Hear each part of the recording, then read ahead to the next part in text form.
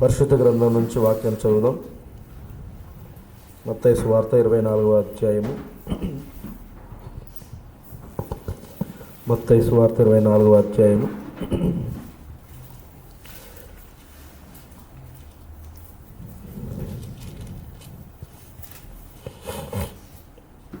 15వ వచనం నుంచి మనం చదువుదాం. కాబట్టి ప్రవక్త అయిన దానియేలు ద్వారా చెప్పబడిన నాశనకరమైన హేయ వస్తువు పరిశుద్ధ స్థలమందు నిలుచుట మీరు చూడగానే చదువువాడు గ్రహించునుగాక. యూదయాలో ఉండువాడు కొండలకు పారిపోవలను, మిద్దె మీద ఉండువాడు తన ఇంటిలో నుండి ఏదైనాను తీసుకుని పోవుటకు దిగకూడదు, పొలంలో ఉండువాడు తన బట్టలు తీసుకుని పోవుటకు ఇంటికి రాకూడదు. అయ్యో, ఆ దినములలో గర్భిణులకు పాలిచ్చు వారికి శ్రమ. అప్పుడు మహాశ్రమ కలుగును గనుక మీరు పారిపోవట చలికాలమందైనను విశ్రాంతి దినమందైనను సంభవింపకుండా వలనని ప్రార్థించుడి. లోకారంభము నుండి ఇప్పటి వరకు అట్టి శ్రమ కలగలేదు, ఇక ఎప్పుడునూ కలగబోదు. ఆ దినములు తక్కువ చేయబడకపోయిన ఎడల ఏ శరీరియు తప్పించుకొనడు. ఏర్పరచబడిన వారి నిమిత్తం ఆ దినములు తక్కువ చేయబడును. ఆ కాలమందు ఎవడైనను ఇదిగో క్రీస్తు ఇక్కడ ఉన్నాడు అక్కడ ఉన్నాడని చెప్పిన ఎడల నమ్మకుడి. అబద్ధపు క్రీస్తులను అబద్ధపు ప్రవక్తలను వచ్చి సాధ్యమైతే ఏర్పరచబడిన వారిని సైతము మోసపరచుటకై గొప్ప సూచక్రియలను మహత్కార్యములను కనపరచెదరు. ఇదిగో ముందుగా నేను మీతో చెప్పి ఉన్నాను. కాబట్టి ఎవరైనాను ఇదిగో అరణ్యంలో ఉన్నాడని మీతో చెప్పినను వెళ్ళకూడదు, ఇదిగో లోపల గదిలో ఉన్నాడని చెప్పినను నమ్మకూడదు. మెరుపు తూర్పును పుట్టి పడమర వరకు ఎలాగూ కనబడనో అలాగే మనుష్య కుమారుని రాకడయును నుండును. పీనుగు ఎక్కడ ఉన్నదో అక్కడ గద్దలు పోగా. అలాగే మరొక చోట మనం ఒక లేఖనాన్ని చదువుదాం. మత్తయి సువార్తలోనే 13వ అధ్యాయం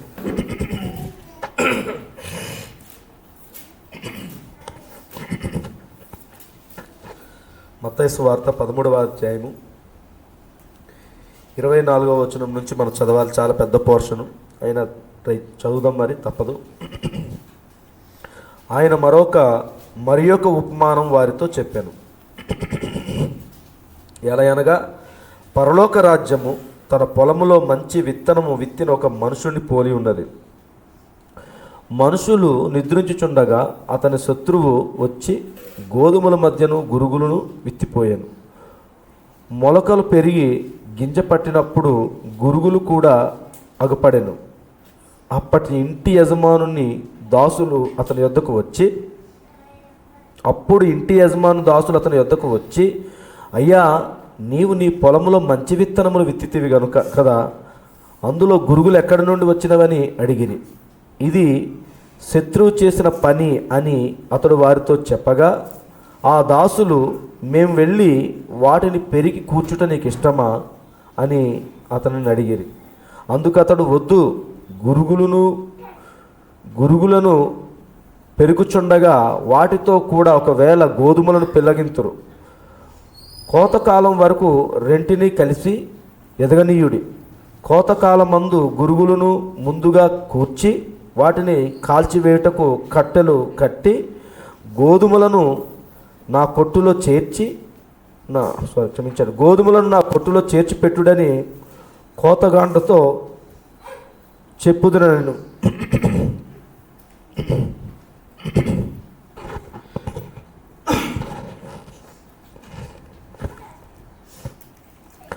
ఆయన మరొక ఉపమానం వారితో చెప్పాను.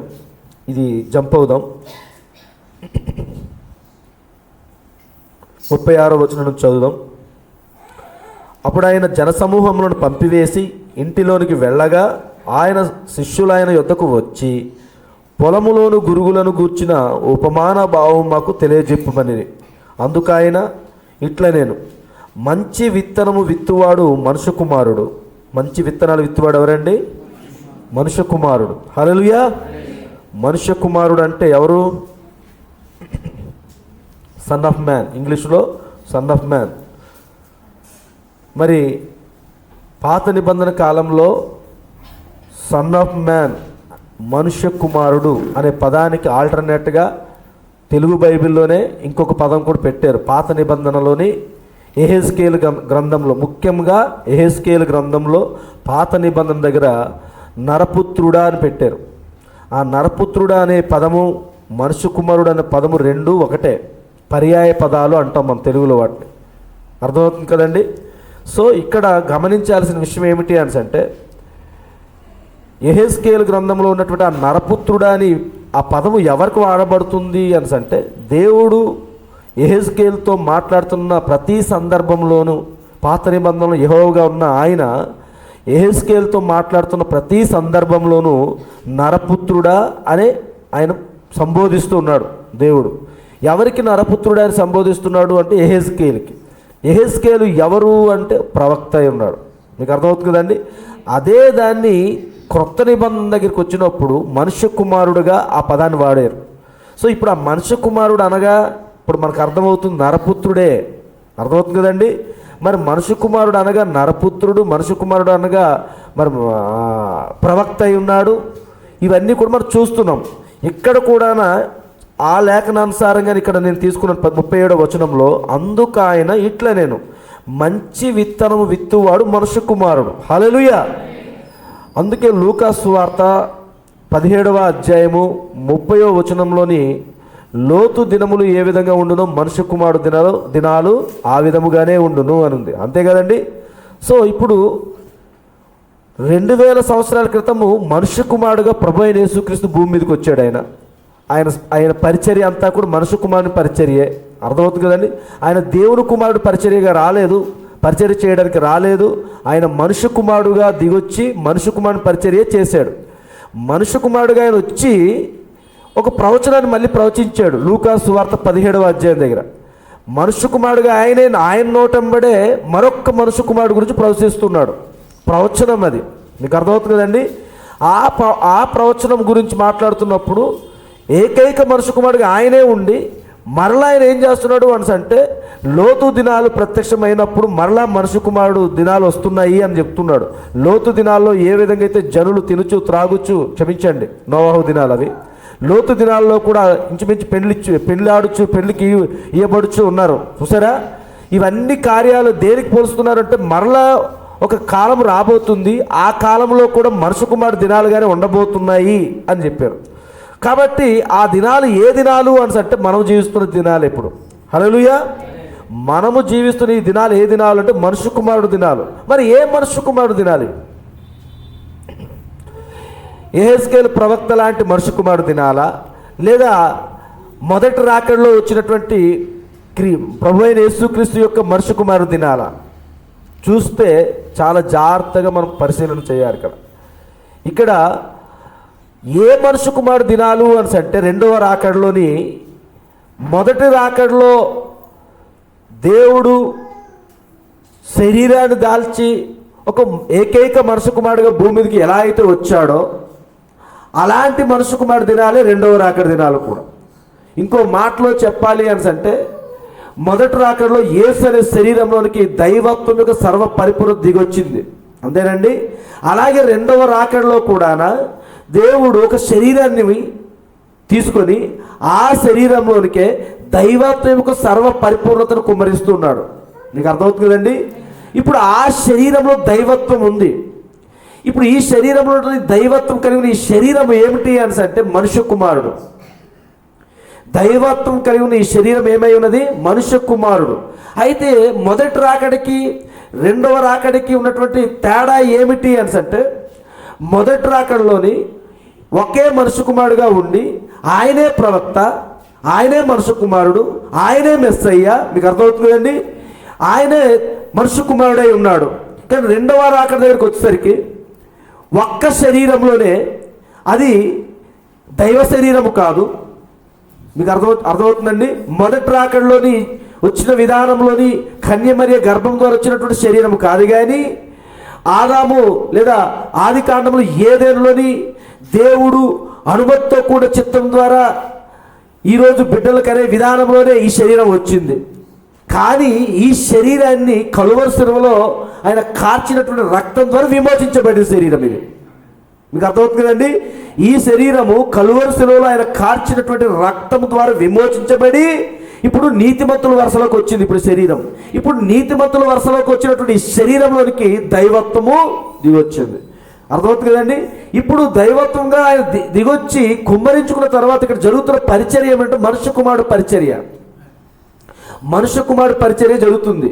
చూడండి, మొదటి రాకడికి రెండవ రాకడికి ఉన్నటువంటి తేడా అదే, కానీ పరిచర్య సేమ్ ఒకటే. మొదటి రాకడలో మనుష్య కుమారుడుగా ఆయన దిగొచ్చి ఎలాంటి పరిచర్యం చేశాడో, రెండవ రాకడలో కూడా మనుష్య కుమారుడుగా ఆయన ఒక శరీరాన్ని ఎన్నుకుని అందులో నుండి పరిచయం మొదలు పెట్టాడు అనమాట. అందుకే ఇక్కడ ఉపమానంలోని 37వ వచనం, అందుకు ఆయన ఇట్లా, నేను మంచి విత్తనములు విత్తువాడు మనుష్య కుమారుడు. హల్లెలూయా. మంచి విత్తనాలను విత్తువాడు ఎవరండి? మనుష్య కుమారుడు. పొలం దేనికి సాదృశ్యంగా ఉందంట? లోకమునకు సాదృశ్యంగా ఉంది. ప్రియమైన సంగమా, ప్రపంచం చుట్టూ ఈ వర్తమానము ప్రకటించబడింది, అంతేనండి. లోకం అంటే ప్రపంచమేనా? కాబట్టి ఇక్కడ ఏం జరిగింది? పొలం అంటే ఏంటిది? లోకం. ఈ లోకమని పొలం చుట్టూ కూడా ఏమైంది? ఏం చేశాడు మనుష్య కుమారుడు? విత్తనములు విత్తాడు. అర్థమవుతుంది కదండి. చూడండి, పొలము లోకము, మంచి విత్తనములు రాజ్య సంబంధులు. మంచి విత్తనములు, అసలు ఈ విత్తనాలు ఎవరి చేతిలో ఉంటాయి చెప్పండి? అసలు ఈ మంచి విత్తనాలు ఎవరి చేతిలో ఉన్నాయి? మనుష్య కుమారుడు చేతిలో ఉన్నాయి. ఆయనగా విత్తువాడు చేతిలోనే ఏమున్నాయి? మంచి విత్తనాలు ఉన్నాయి. హల్లెలూయా. ఆ మంచి విత్తనాలు ఆయన ఈ ప్రపంచం అనే పొలం చుట్టూ ఆయన ఏం చేశాడు? విత్తాడు, చల్లాడు. అవి ఆ పొలంలో ఆయా ప్రదేశాల్లో పడ్డాయి. హల్లెలూయా. పొలము లోకము, మంచి విత్తనములు రాజ్య సంబంధులు, దేవుని కుమారులు. ఇంకో మాటలో చెప్పాలంటే ఇక్కడ గురుగులు దుష్టుని సంబంధులు. గురుగులు ఏంటండి? దుష్టుని సంబంధులు. వాటిని విత్తిన శత్రువు అపవాది. ఆ గురుగులను విత్తినవాడు అపవాది. ఇప్పుడు ఈ గురుగులు ఎవరి చేతిలో ఉన్నాయి? అపవాది చేతిలో ఉన్నాయి. మీకు అర్థమవుతుంది కదండి. వాటిని విత్తిన శత్రువు అపవాది. కోత యుగ సమాప్తి, కోత కొయ్యువారు. కోత యుగ సమాప్తి యందు కోత కొయ్యువారు ఉన్నారు కదా. కోత కొయ్యువారు ఎవరంటే వీళ్ళు దేవదూతలు అని ఉంది. కోత కొయ్యువారు ఎవరండి? దేవదూతలు. దేవదూతలు చూసారు అక్కడ?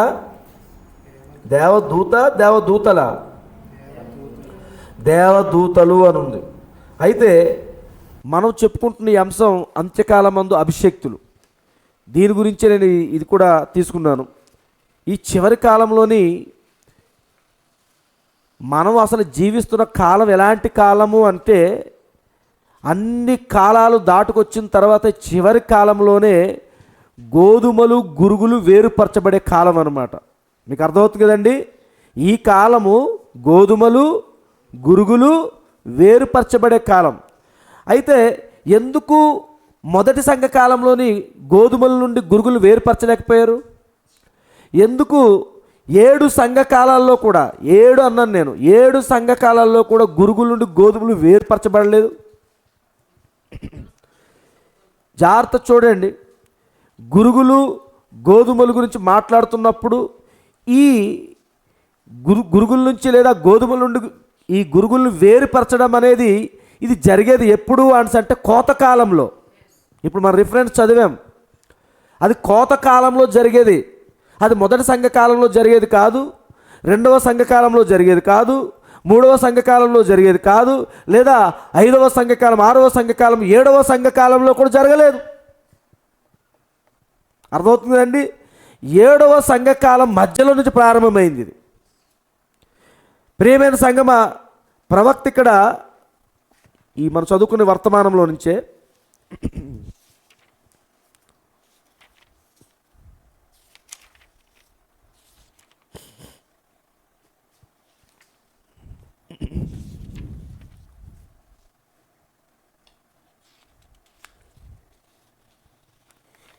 ఈ వేరు చేయటం అనేది దానికోసం ఆయన మాట్లాడుతూ ఒక మంచి మాట చెప్పారు. నేను అది అండర్లైన్ చేసేనో లేదో సో చూస్తానా అన్న. ఇది గత వారం చదివామేమో మరి.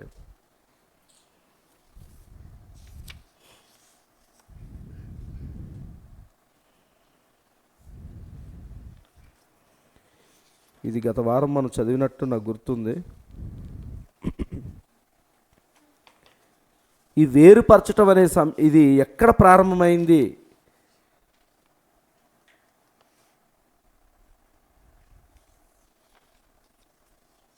ఆ సందర్భం వచ్చినప్పుడు చూడొచ్చేమో అనుకుంటున్నాను. దొరికింది. 29వ పారాగ్రాఫ్లో చూడండి. ఇదే మన అంత్యకాల మందు అభిషేక్తులను వర్తమానంలోనే ఆయన అంటున్నాడు చూడండి. అయితే మీరు చూడండి, మన అంశం వైపునకు తిరిగేదము, ఆయన నీతిమంతుల మీద అనీతిమంతుల మీద తన వర్షమును పంపించుచున్నాడు. హల్లెలూయా. అంత్యకాలమందు ఇది సూచనగా ఉండునని యేసు ఇప్పుడు ఇక్కడ మత్తయి 24లో చెప్పుచున్నాడు. ఇప్పుడు ఈ సూచన అంత్యకాలమందు మాత్రమే తెలియజేయబడినట్లయితే, ఇది తెలియజేయబడినట్లయితే అప్పుడది ఆ ముద్రలు విప్పబడిన తర్వాతనే ఉండును. మీకు అర్థమవుతుంది కదండి ఏమంటున్నాడు ఆయన? ఈ నీతిమంతుల మీదను అనీతిమంతుల మీదను వర్షము పంపి ఉన్నాడు.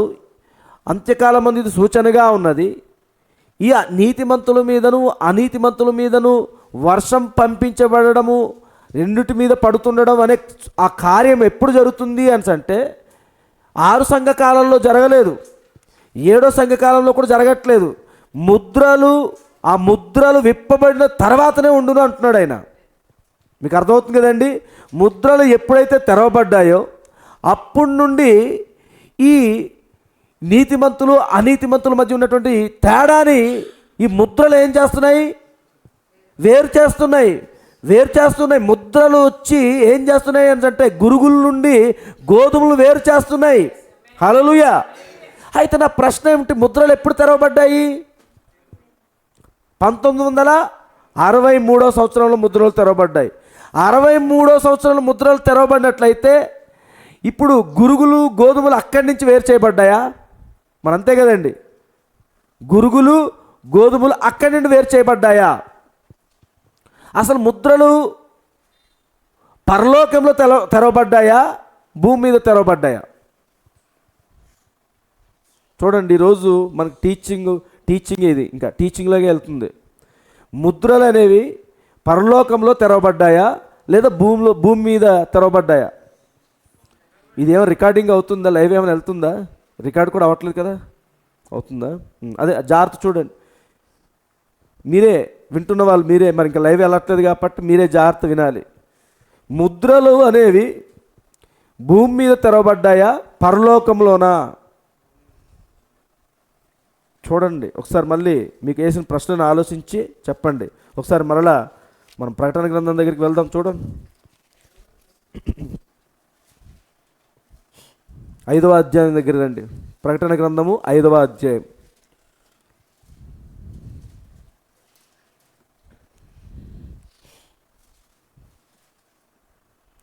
మరియు లోపటను వెలుపటను వ్రాత కలిగి 7 ముద్రలు గట్టిగా వేసి ఉన్న ఒక గ్రంథము సింహాసనమునందు ఆసీనుడై ఉండువాని కుడి చేత చూచి తిని, మరియు దాని ముద్రలు తీసి ఆ గ్రంథమును విప్పుటకు యోగ్యుడైన వాడెవడని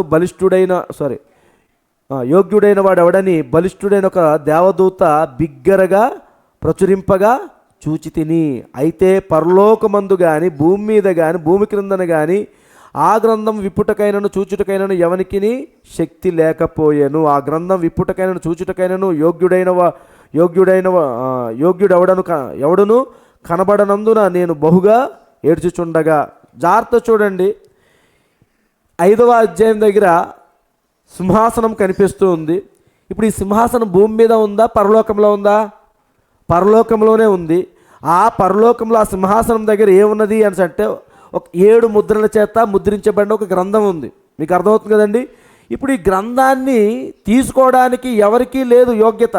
మనం చదువుకున్నాం. ఇప్పుడు ఆ గ్రంథాన్ని విప్పడానికి, కనీసం దాని వైపు చూడడానికి కూడా ఎవరికి యోగ్యత లేదు. చూడండి, భూమి మీద ఉన్నటువంటి యోహాన్ని ప్రకటన గ్రంథము 4వ అధ్యాయంలోని ఈ సంగతులు జరిగిన తర్వాత నిన్ను చూడగా అదిగో పరలోకమందు ఒక తలుపు తెరవబడి ఉండెను, మరియు నేను మొదట వినిన స్వరము బూరధ్వని వలె నాతో మాట్లాడగా వింటిని. ఆ మాట్లాడిన వాడు ఇక్కడికి ఎక్కి రమ్ము, ఇక మీదట జరగవలసిన వాటిని నీకు కనపరిచేదన నేను. మీకు అర్థమవుతుంది కదండి, లింక్ చేసుకుంటూ వస్తున్నాను. యోహాన్ని భూమి మీద పద్మాసు దీపం దగ్గర ఉన్నటువంటి యోహాన్ని ఆయన ఆత్మవశుడుగా ఆయన ఇప్పుడు ఎక్కడ కూడా పరలోకపు దర్శనం ద్వారా ఆయన ఏమయ్యాడు, ఇప్పుడు పరలోకంలోనికి కొనిపోబడ్డాడు. హల్లెలూయా. ప్రవక్త దాన్ని ఎత్తబాటుతో పోల్చాడు ఆయన. అయితే ఇక్కడ జరుగుతుంది చూడండి, ఎప్పుడైతే యోహాను ఆ పరలోకపు సంగతులు, త్వరలో జరగబోతున్న సంగతులు చూడడానికి ఆయన పరలోకానికి వెళ్ళాడు, ఆత్మవశుడిగా వెళ్ళాడో, దర్శన రీతిగా కార్యాలన్నీ కూడా చూస్తున్నప్పుడు అక్కడ సింహాసనం కనబడింది. ఇప్పుడు సింహాసనం దగ్గర చూస్తున్నప్పుడు అక్కడ ఆ 7 ముద్రల చేత ముద్రించబడిన గ్రంథం ఉంది. ఆ సింహాసనం చుట్టూ 24 పెద్దలు ఉన్నారు. ఇంకా చాలా అక్కడ 4 జీవులు కనిపిస్తున్నాయి. ఇవన్నీ మనకు కనిపిస్తున్నాయి. 24వ అధ్యాయం దగ్గర చూడొచ్చు, అలాగే 5వ అధ్యాయం దగ్గర కూడా ఈ కార్యాలన్నీ కూడా కనబడుతున్నాయి. అంటే ఇప్పుడు ఈ సంఘటన అంతా కూడా ఎక్కడ జరుగుతూ ఉంది అంటే పరలోకంలో జరుగుతుంది. ఇప్పుడు ఈ 5వ అధ్యాయంలోని ఆ 7 ముద్రల చేత ముద్రించబడినటువంటి గ్రంథాన్ని అది అప్పటికి ముద్రించబడే ఉంది. ఆ అధ్యాయం అంతటి వరకు కూడా అది కంప్లీట్గా ముద్రించబడే ఉంది. ఆ వధించబడినటువంటి ఆ గొర్రెపిల్ల వెళ్ళి ఆ గ్రంథాన్ని తీసుకున్నంత వరకు అది అక్కడ ముద్రించబడే ఉంది. 7 ముద్రల చేత అది ముద్రించబడే ఉంది. అది ఓపెన్ చేయబడలేదు, విప్పబడలేదు. కానీ ఎప్పుడు 6వ అధ్యాయం దగ్గరికి వచ్చేసరికి అక్కడ ముద్రలు మళ్ళీ తెరవబడడం అనేది జరుగుతుంది. మరి 6వ అధ్యాయం కూడా భూమి మీద జరగట్లేదు. అది మీకు అర్థమవుతుందండి. 6వ అధ్యాయం కూడా భూమి మీద జరగట్లేదు, అది కూడా ఎక్కడ జరుగుతుంది, పరలోకంలోనే జరుగుతుంది. చూడండి, పరలోకంలోనే అక్కడ అవన్నీ కూడా ఆ కార్యాలన్నీ కూడా జరుగుతున్నాయి. కానీ ప్రకటన గ్రంథము 10వ అధ్యాయం దగ్గరికి వచ్చినప్పుడు ఇక్కడికి వచ్చేసరికి ఏది 6వ అధ్యాయం దగ్గర ఏం కనిపిస్తుంది మనకి? మొదటి ముద్ర కనిపిస్తుంది, 2వ ముద్ర కనిపిస్తుంది, 3వ ముద్ర కనిపిస్తుంది, 4వ ముద్ర కనిపిస్తుంది, 5వ 6వ ముద్ర కూడా మనకి ఈ 6వ అధ్యాయంలోనే అన్నీ కనిపిస్తాయి. ఈ 6 ముద్రలు కూడా 6వ అధ్యాయంలో తెరవబడ్డాయి.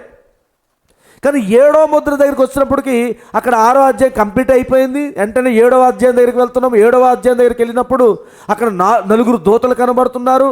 అక్కడ 1,44,000 మంది యూదుల గురించి అక్కడ రాయబడి ఉంటుంది. ఒక్కొక్క గోత్రం నుంచి 12,000 మంది గురించి ఆయన అక్కడ చెప్తూ ఉంటాడు. దాని తర్వాత లెక్కింపలేని గొప్ప జనసమూహం కనబడుతుంది. ఇవన్నీ కూడా 7వ అధ్యాయంలో మనం చూస్తూ ఉంటాం. 7వ అధ్యాయం అయిపోయిన వెంటనే 8వ అధ్యాయం ప్రారంభంలోనే ఏముంది అని అంటే పరలోకంలో ఇంచుమించు అరగంట నిశ్శబ్దము. 7వ ముద్ర ఆయన తెరిచినప్పుడు పరలోకంలో ఇంచుమించుగా అర్ధగంట సేపు నిశ్శబ్దం కనబడింది. ఇక్కడే ఈ విషయాన్ని మనం చూస్తున్నప్పుడు 7వ ముద్ర అక్కడ తెరవబడిందా లేదన్నది చూసినప్పుడు పరలోకం నుండి బలిష్ఠుడైన దూతగా ఆయన దిగొస్తున్నప్పుడు ఎక్కడ జరిగింది ఇది? కొంచెం మీరు జాగ్రత్త వినాలి. పరలోకం నుండి ఆయన బలిష్ఠుడైన దూతగా ఆయన దిగి రావడం అనే కార్యం ఎక్కడ జరుగుతుంది? ఇది ప్రకటన గ్రంథము 10వ అధ్యాయంలో జరుగుతుంది.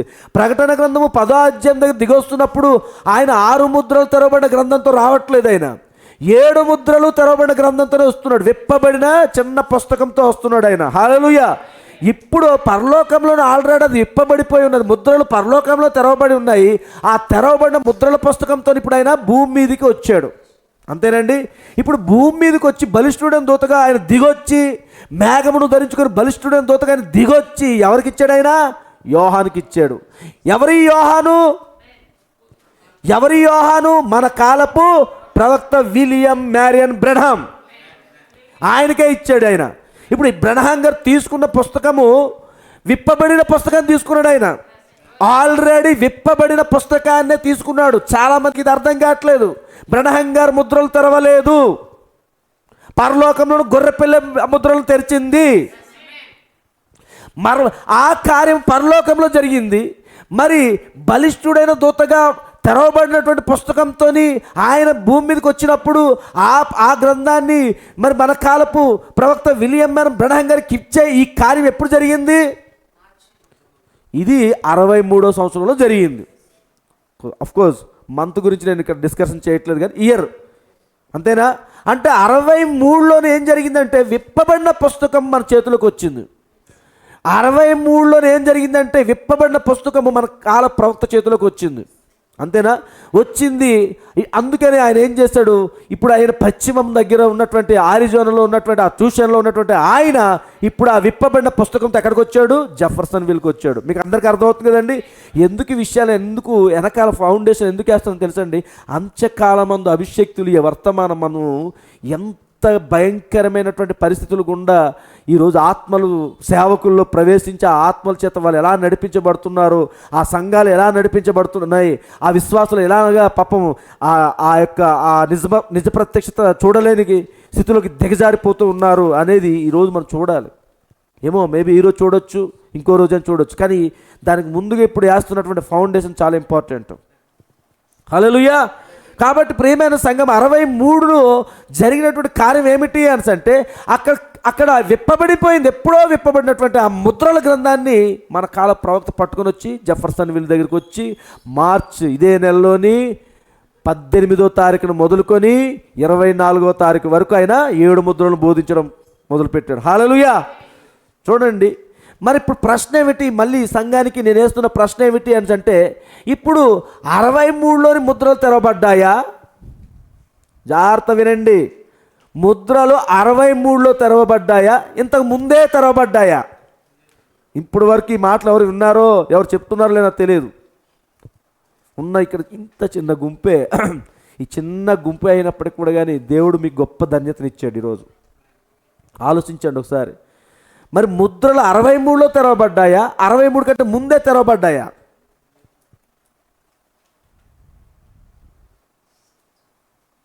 కష్టంగా ఉంది కదా. అందుకే అక్కడ దూతలని పదం చదివాం మనం. ఏమి దూత అని పదం చెప్పొచ్చు కదా.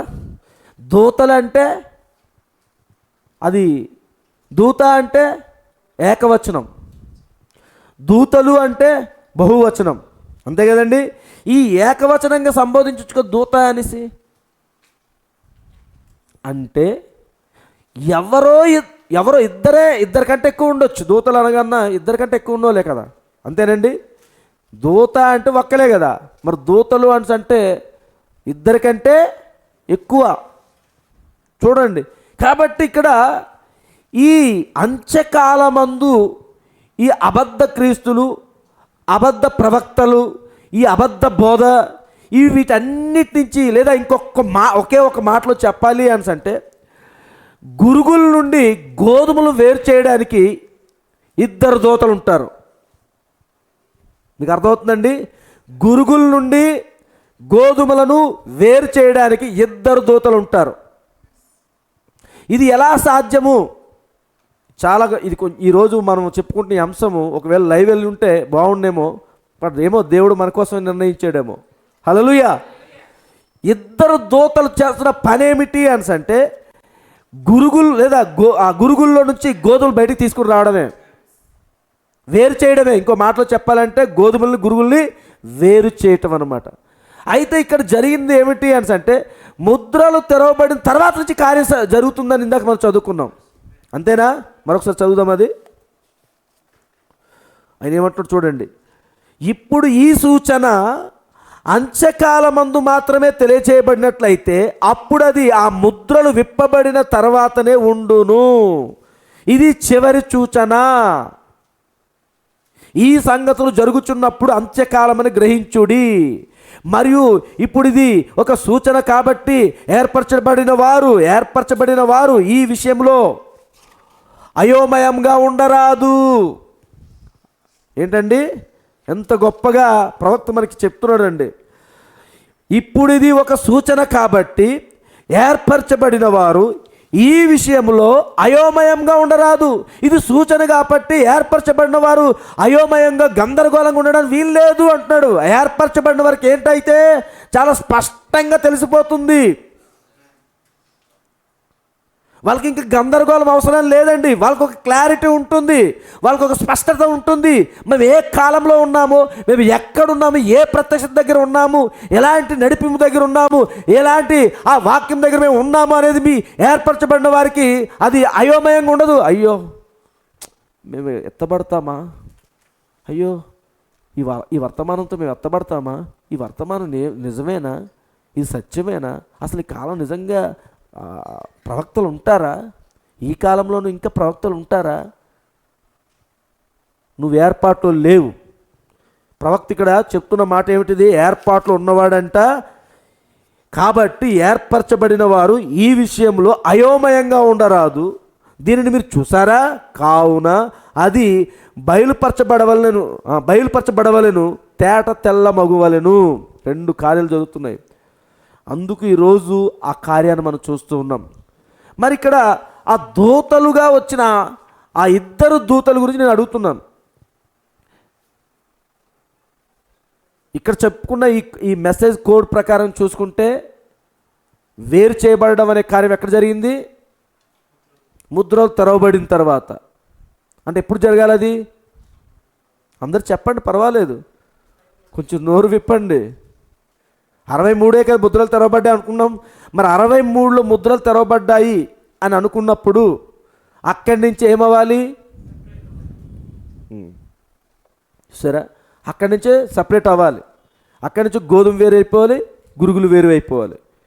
అయితే 63లోని బలిష్ఠుడైన దూతగా ఆయన వచ్చినప్పుడు ఆయన బ్రహ్నం గారికి విప్పబడిన పుస్తకాన్ని ఇచ్చాడా?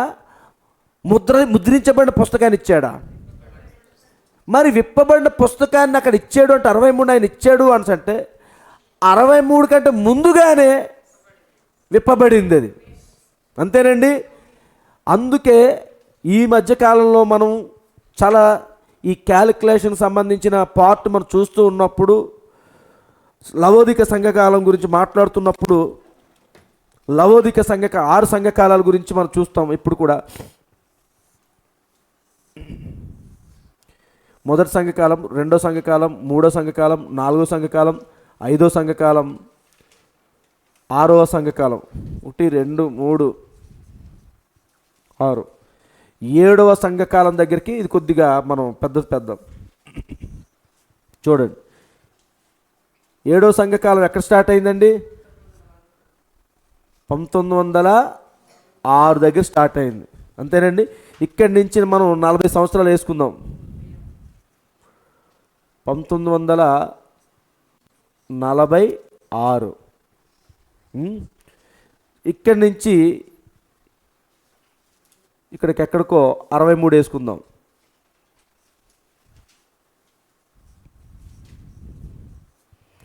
ఇది ఎత్తబాటు. 7వ సంఘకాలం ముగింపు అదే కదండి.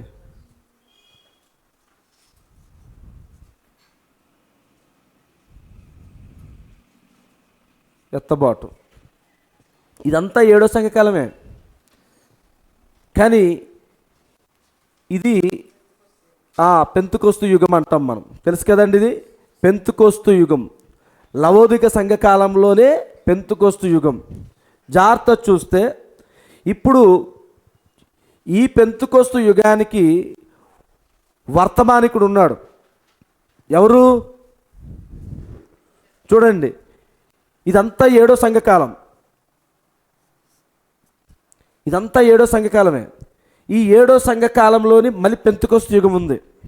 ఈ పెంతుకోస్తు యుగానికి వర్తమానికుడు ఉన్నాడు. ప్రవక్త చెప్పిందే. ఈ కాలంలో, ఈ పెంతుకోస్తు యుగంలో వర్తమానికుడు ఎవరు? విలియం మ్యారన్ బ్రహ్నం గారు కదా? కాదు. ఈ కాలంలోని పరిశుద్ధాత్మే వర్తమానికుడు. ఈ కాలంలోని పరిశుద్ధాత్మే వర్తమానికుడు.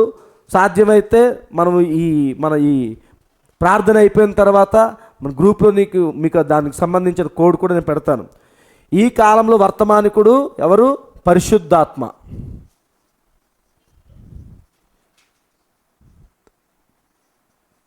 పరిశుద్ధాత్మే ఈ కాలంలో వర్తమానికుడు. ఎందుకంటే ఇక్కడికి వచ్చినప్పుడు అజూజా వీధిలో ఆయన పరిశుద్ధాత్మ కుమ్మరించుకున్న తర్వాత ఆయన ఏంటి? ఏర్పాటు చేయబడిన వారికి ఏం చేస్తున్నాడు? పరిశుద్ధాత్మ చేత ఆయన ముద్రిస్తూ ఉన్నాడు. ఆ టైంలోనే మొదటి ప్రపంచ యుద్ధం జరుగుతుంది. అర్థమవుతుంది కదండి? ఇవన్నీ కూడా మొదటి ప్రపంచ యుద్ధము, రెండో ప్రపంచ యుద్ధం ఇవన్నీ కూడా ఆ టైంలో జరుగుతున్నాయి.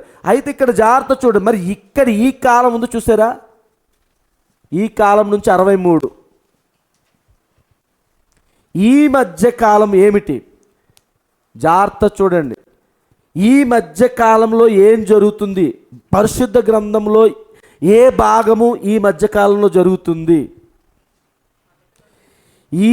ఈ మధ్య కాలంలో అంటే 1946 నుంచి 1963కి మధ్య కాలంలో ఉన్నటువంటి ఈ మధ్య కాలంలోని పరిశుద్ధ గ్రంథంలో ఏది జరుగుతుంది అని అంటే ప్రకటన 5.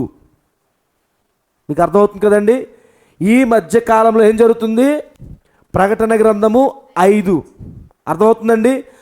అందుకే ఇంకో మాటలో చెప్పాలి అని అంటే 7 ముద్రలు ఇక్కడ వచ్చాయి. 7 ముద్రలకి చూడండి, 7 సంఘకాలాలు ఇవి కదా. ఈ 7 సంఘకాలాలకి 7 ముద్రలకు మధ్య ఏముంది? ఎడమ అనే వర్తమాన ప్రవక్త దేన్ని బోధిస్తున్నాడు? అక్కడ మధ్యవర్తిత్వం గురించే మాట్లాడుతున్నాడు. వధించబడిన గొర్రెపిల్ల గురించే మాట్లాడుతున్నాడు. ఆయన అక్కడ సమీప బంధువుడు విమోచకుడు గురించే మాట్లాడుతూ ఉన్నాడు. ఆ విప్పబడినటువంటి గ్రంథం గురించి మాట్లాడుతూ ఉన్నాడా లేదండి? ఇదంతా కూడా ఎక్కడ జరుగుతుంది? ఇక్కడ జరుగుతుంది. కానీ ఈ జరుగుతున్న టైంలో ఇక్కడ ఏమవుతుంది? పరలోకంలో ఏం జరుగుతుంది? ముద్రలు తెరవబడుతూ ఉన్నాయి. అక్కడ వధించబడిన గొర్రెపిల్ల ఏమైంది? తండ్రి సింహాసనం విడిచిపెట్టి ఆ వధించబడిన గొర్రెపిల్లగా ఉండి ఇప్పుడు తండ్రి సింహాసనాన్ని సమీపిస్తుంది. సమీపించి ఏం చేస్తుంది? అక్కడ ఆ గ్రంథాన్ని తీసుకోవడం వెళ్తూ ఉంది.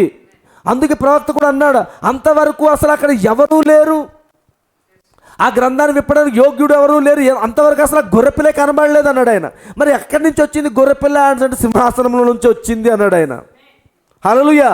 ఇప్పుడు ఆ గొర్రెపిల్ల ఆ గ్రంథాన్ని తీసుకొని వచ్చి ఎక్కడ ప్రకటన గ్రంథం 10వ అధ్యాయం దగ్గరికి వచ్చేసరికి విప్పబడింది కదా, అప్పటికే విప్పబడిన గ్రంథాన్ని తీసుకొచ్చి ఇచ్చింది అనమాట. ఎవరికి? అర్థమవుతుంది కదండి ఇదంతానా? సో ఇక్కడ ఏం జరుగుతుంది చూడండి. ఇక్కడికి వచ్చేసరికి ఈ మధ్య కాలంలోనే ముద్రలు తెరబడ్డాయి. గుర్తుపెట్టుకోండి, పరలోకంలోనే ఇక్కడే ముద్రలు తెరబడ్డాయి. ఈ గ్యాప్లోనే ముద్రలు తెరబడ్డాయి. మర్మములన్నీ కూడా ఇక్కడే తెరవబడ్డాయి. అయితే ఆ తెరవబడిన మర్మాలను భూమి మీద ఉన్నటువంటి ఒక మనుష్య కుమారుడు, అంటే ప్రవక్త రూపంలో ఉన్న మనుష్య కుమారుడు గురించి మాట్లాడుతున్నాను. ఏకైక మనుష్య కుమారుడు అనట్లేదు నేను. ఒక మనుష్య కుమారుడుగా పిలువబడుతున్న ఒక వ్యక్తి శరీరం ఉంది కదా, ఆ శరీరంలోనికి ఆ ముద్రలు విప్పబడిన ముద్రలతో ఒక బలిష్ఠుడు దూతగా ఆయన వచ్చాడు. అంతేనా? అయితే ఈ మధ్య కాలంలోని బలిష్ఠుడైన దూతగా ఆయన రాక ముందు నుంచే 46 నుంచే ఇక్కడ మలాకీ గ్రంథం 4వ అధ్యాయము 5-6 వచనాలు 4వ అధ్యాయము 5-6 వచనాల ప్రకారంగా ఇక్కడ ఒక ఏలియా పరిచర్య జరుగుతూ ఉంది. ఇక్కడ ఒక దూత పరిచర్య జరుగుతూ ఉంది. అంతేనండి? ఏంటా దూత పరిచర్య? బాప్తీసం ఇచ్చి యోహాను మొదటి రాకడికి ఎలాగొచ్చినో నా 2వ రాకడకు నీ యొక్క వర్తమానం అలాగే ఉండును. అక్కడ ఒక దూత పరిచర్య జరుగుతుంది. ఇప్పుడు ఈ దూత రంగం మీద దిగొచ్చిన తర్వాత ఏం బోధిస్తున్నాడు? ఇక్కడ బబులో నుండి బయటికి రండి, మర్మమై ఉన్న బబులో నుంచి బయటికి రండి అని బోధిస్తున్నాడు ఆయన. ఇంకో మాటలో చెప్పాలి అని అంటే ఇక్కడ జరిగినటువంటి అనుభవాల నుంచి ప్రవక్త ఏం బోధిస్తున్నాడు అని అంటే గురుగుల్ని గోధుమల్ని వేరుపరిచేస్తున్నాడు. అక్కడే ఆయన 1954వ సంవత్సరంలోనే ఆయన ఏం బోధించాడు? మృగం యొక్క ముద్రను బోధించాడు. అంతేనండి? 54వ సంవత్సరంలోనే. అలాగే ఇంచుమించు మరి 60వ సంవత్సరంలోని 1960లోని మృగం యొక్క ముద్ర, దేవుని యొక్క ముద్ర గురించి బోధించాడు. 58లోని సర్ప సంతానం గురించి బోధించాడా లేదండి? ఇంకా చాలా విషయాలు అక్కడే ఆ టైంలోనే ఈ 62, 63లో ప్రకటన గ్రంథం గురించి చాలా విషయాలు బోధించాడు. దానియేలు గ్రంథం గురించి చాలా విషయాలు బోధించాడా లేదండి? మరి ఇన్ని మర్మాలన్నీ కూడా 7 ముద్రలు తెరవబడిన తర్వాత కదా బోధించాలి. కానీ ముందే బోధించాడు. ఎలా బోధించాడు బ్రనహం గారికి ఇవన్నీ ఎలా తెలుసు? దానియేలు 70 వారాల గురించి ఆయనకి ఎలా తెలుసు? అదంతా కూడా ఎప్పుడు బోధించాడు? దానియేలు 70 వారాలు 58లోనే సర్ప సంతానం ఎప్పుడు బోధించాడు? 58లోనే బోధించాడు ఆయన. హెబ్రీ సిరీస్ ఎప్పుడు బోధించాడు? ఇవన్నీ కూడా చాలా అద్భుతమైన ఎంతో లోతైనటువంటి మెసేజ్లు అన్నింటినీ కూడా ఇక్కడే బోధించాడు. అక్కడిలోనే ఆయన ఏం చేసి సంఘ శాఖలు ఖండించడం మొదలుపెట్టాడు. అక్కడే ఆ మర్మమై ఉన్న బబులో నుంచి బయటికి రెండని బోధించాడు. చూసారా? ఆ కప్పల వంటి 3 అపవిత్ర ఆత్మల గురించి అక్కడే బోధించాడు ఆయన. వికారియస్ ఫిలిడే గురించి ఇక్కడే బోధించాడు ఆయన. సంఘకాలాల గురించి ఇక్కడే బోధించాడు ఆయన. మరి ఎలా బోధించాడు బ్రనహం గారు? ఎప్పుడు బోధించాలి అసలు ఇవన్నీనా? 63లోని ముద్రలు తెరవబడిన తర్వాత కదా బోధించాలి. అదేంటి ముందే ఎలా బోధించాడు అని ఇక్కడ ఈ విషయాన్ని, ఇదొక మిస్టరీ ఇప్పుడు మనకి. ఇది కూడా ఆల్రెడీ మీకు తెలిసి ఉండొచ్చు. ఇక్కడ జరుగుతున్న ఈ కార్యాల్లోనే పరలోకంలో నుంచి ఇక్కడ ఏమవుతుంది, ఒక్కొక్క మర్మము కిందకి వర్షము, కడవరి వర్షం అంటున్నాం కదా, ఇప్పుడు అదే కదా చెప్పుకుంటున్నాం. ఆ కడవరి వర్షం రూపంలో ఒక్కొక్కటి జారుతూ వస్తుంది, కిందకి జారుతూ వచ్చింది. ఆ ఒక్కొక్క మర్మాన్ని ఆయన డ్రాపింగ్ చేస్తూ ఉన్నాడు ఆయన. అప్పటికే గ్రంథం ఏమైంది, ఒక్కొక్క ముద్రని బయలుపరుస్తూ ఉన్నాడు. అది పైనుంచి పరలోకం నుంచి కిందకు వచ్చింది. కానీ 63 దగ్గరికి వచ్చేసరికి ఏమైంది, డ్రాపింగ్ చేసిన వ్యక్తే వచ్చేసాడు. ఆ విడిచిపెడుతున్నటువంటి వ్యక్తే భూమి మీదకి వస్తాడు ఆయన.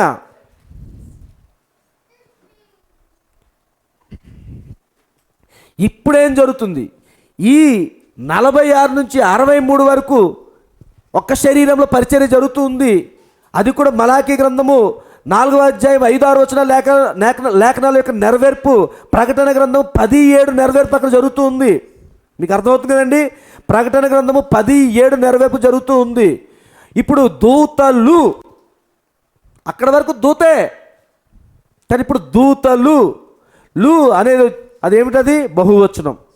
ఇప్పుడు ఈ బహువచన కార్యము ఇదిగో ఇక్కడి నుంచి మొదలైంది, 63 దగ్గర నుంచి ప్రారంభమైంది. ఇక్కడి నుంచే సంఘశాఖలతో ఆయన విభేదించుకుంటూ వచ్చేసాడు. కానీ ముద్రలు ఎప్పుడైతే తెరవబడి భూమి మీద ఎప్పుడైతే ఆయన జెఫర్సన్విల్ దగ్గర బోధించడం మొదలుపెట్టాడో, తన సొంత సంఘంలో ఉన్న వాళ్ళు కూడా ఏమయ్యారు, ఆయన్ని విడిచిపెడుతూ వెళ్ళిపోతూ ఉన్నారు. అర్థమవుతుంది కదండి. అదంతా కూడా జరుగుతుంది. ఎందుకు అంటే ఇప్పుడు బ్రహ్నం గారు ఈయనేంటి ఇలా బోధిస్తున్నాడు, దేవుని దూత 7 దూతలు కనబడ్డారంట, ఏదో పెద్ద పేలుడు సంభవించిందంట, ఈయన అలాగే ఈయనే క్రీస్తు అన్నట్టుగా బోధించేసుకుంటున్నాడు ఏంటి.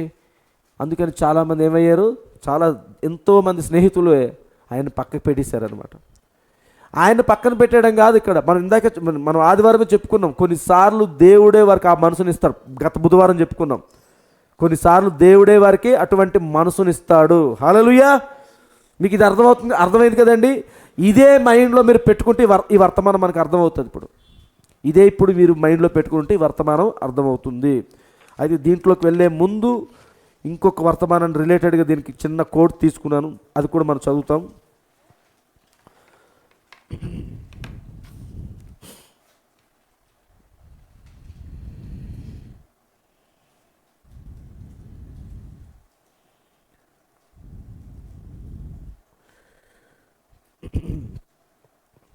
చూడండి, వర్తమానం పేరు భేదమైన విత్తనం. భేదమైన విత్తనంలోని మీకు చాలా స్పష్టంగా అర్థమవుతుంది ఈ గురుగులు గోధుమల మధ్య విభేదం, లేదా ఆ రెండింటి వేరు చేయటం.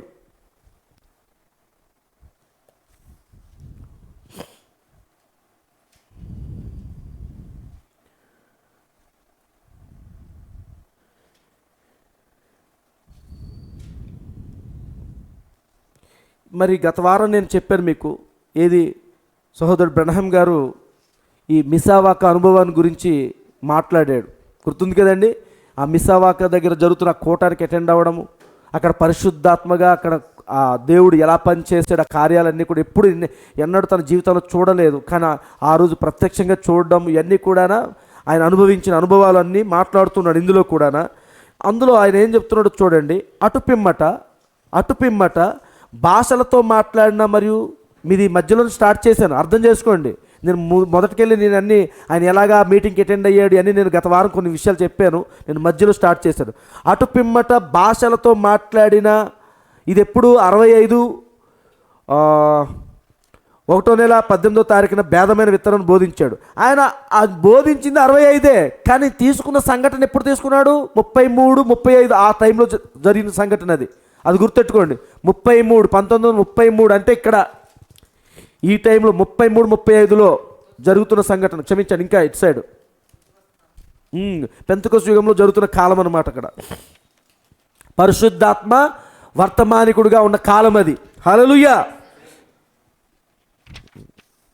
చూడండి, అటుపిమ్మట భాషలతో మాట్లాడిన మరియు అర్థము చెప్పిన ఆ 2 ముఖ్య వ్యక్తులను ఎక్కడ కలుసుకొనగలను అని తలంచి తిని ఎలా అనగా దానిని పొందుకొనవలనని కోరిక నా హృదయమునందు మండింప చేయుచున్నది. అంటే బ్రనహం గారికి కూడా ఇప్పుడు వాళ్ళలాగే భాషలు మాట్లాడాలని, వారిలాగే భాషలకు అర్థాలు చెప్పాలని ఆయనకు కూడా కోరిక పుడుతుంది.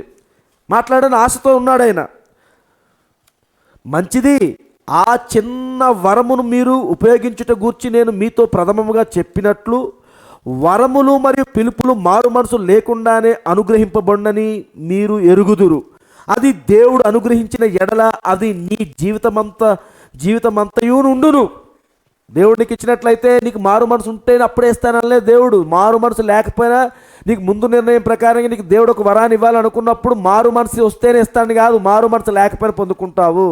అప్పుడు బ్రనహం గారికి సరైన మారు మనసే లేదు. అయినప్పటికీ ఆయన జీవితంలో ఏం పనిచేస్తుంది? వివేచన వరము పనిచేస్తుంది. మీకు అర్థమవుతుంది కదండి. ప్రవక్త బ్రనహం గారు అక్కడ వరములను మరియు పిలుపులను మారు మనసు లేకుండానే అనుగ్రహింపబడును అని చెప్పి వాళ్ళ గురించి చెప్పట్లేదు, తన గురించి చెప్పుకుంటున్నాడు ఆయన. మీకు అర్థమవుతుందండి. ఆ టైంకి నాకు పరిశుద్ధాత్మ అనుభవమే నాకు తెలియదు. అలాంటిది ఆ టైంకి నేను ఒక పెంతెకోస్తు క్షమించండి ఒక బాప్టిస్ట్ బోధకుడిగా ఉన్నాను. ఆ టైంలో మా సంఘానికి వ్యతిరేకమైన కార్యాలు మేము ఎప్పుడు చేయలేదు. భాషలు మాట్లాడడం కానీ లేదా అద్భుతాలు ఆశ్చర్యకార్యాలు ఇలాంటివన్నీ మా సంఘాల్లో లేవు. అప్పుడు లేవు అంటే దాని అర్థం ఏమిటి? అతను ఇంకనూ మారు మనసు పొందుకోలేదు, పరిశుద్ధాత్మ బాప్తిసం కూడా పొందుకోలేదు. కేవలము ఆయన ఒక పరిశుద్ధాత్మ యొక్క వరంని మాత్రం కలిగి ఉన్నాడు. అది ఆ వరం అనేది ఎప్పుడు వస్తుంది అంటే నువ్వు మారు మనసు పొందుకోకపోయినా నీలో అది పనిచేస్తుంది. చూడండి, వరములను మరియు పిలుపులను మారు మనసు లేకుండానే అనుగ్రహింపబడినని మీరు ఎరుగుదురు. అది దేవుడు అనుగ్రహించిన ఎడల అది నీ జీవితమంతయు ఉండును. ఎలయనగా వాటితోనే నీవు జన్మించితివి, వరముతోనే జన్మించితివి. అందువలన నేను చిన్నవాడిగా నుండినప్పటి నుండి, ఎవరి గురించి చెప్తున్నాడు ఇప్పుడు ప్రవక్త? మరి అర్థమవుతుంది కదండి.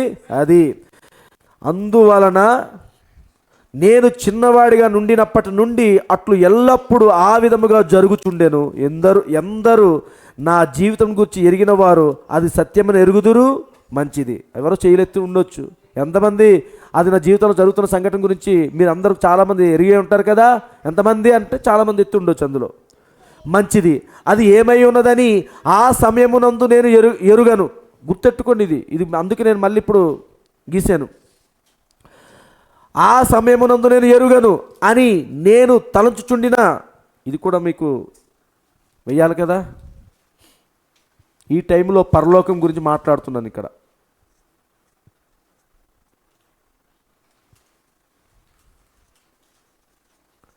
పరలోకం అంతే కదండి.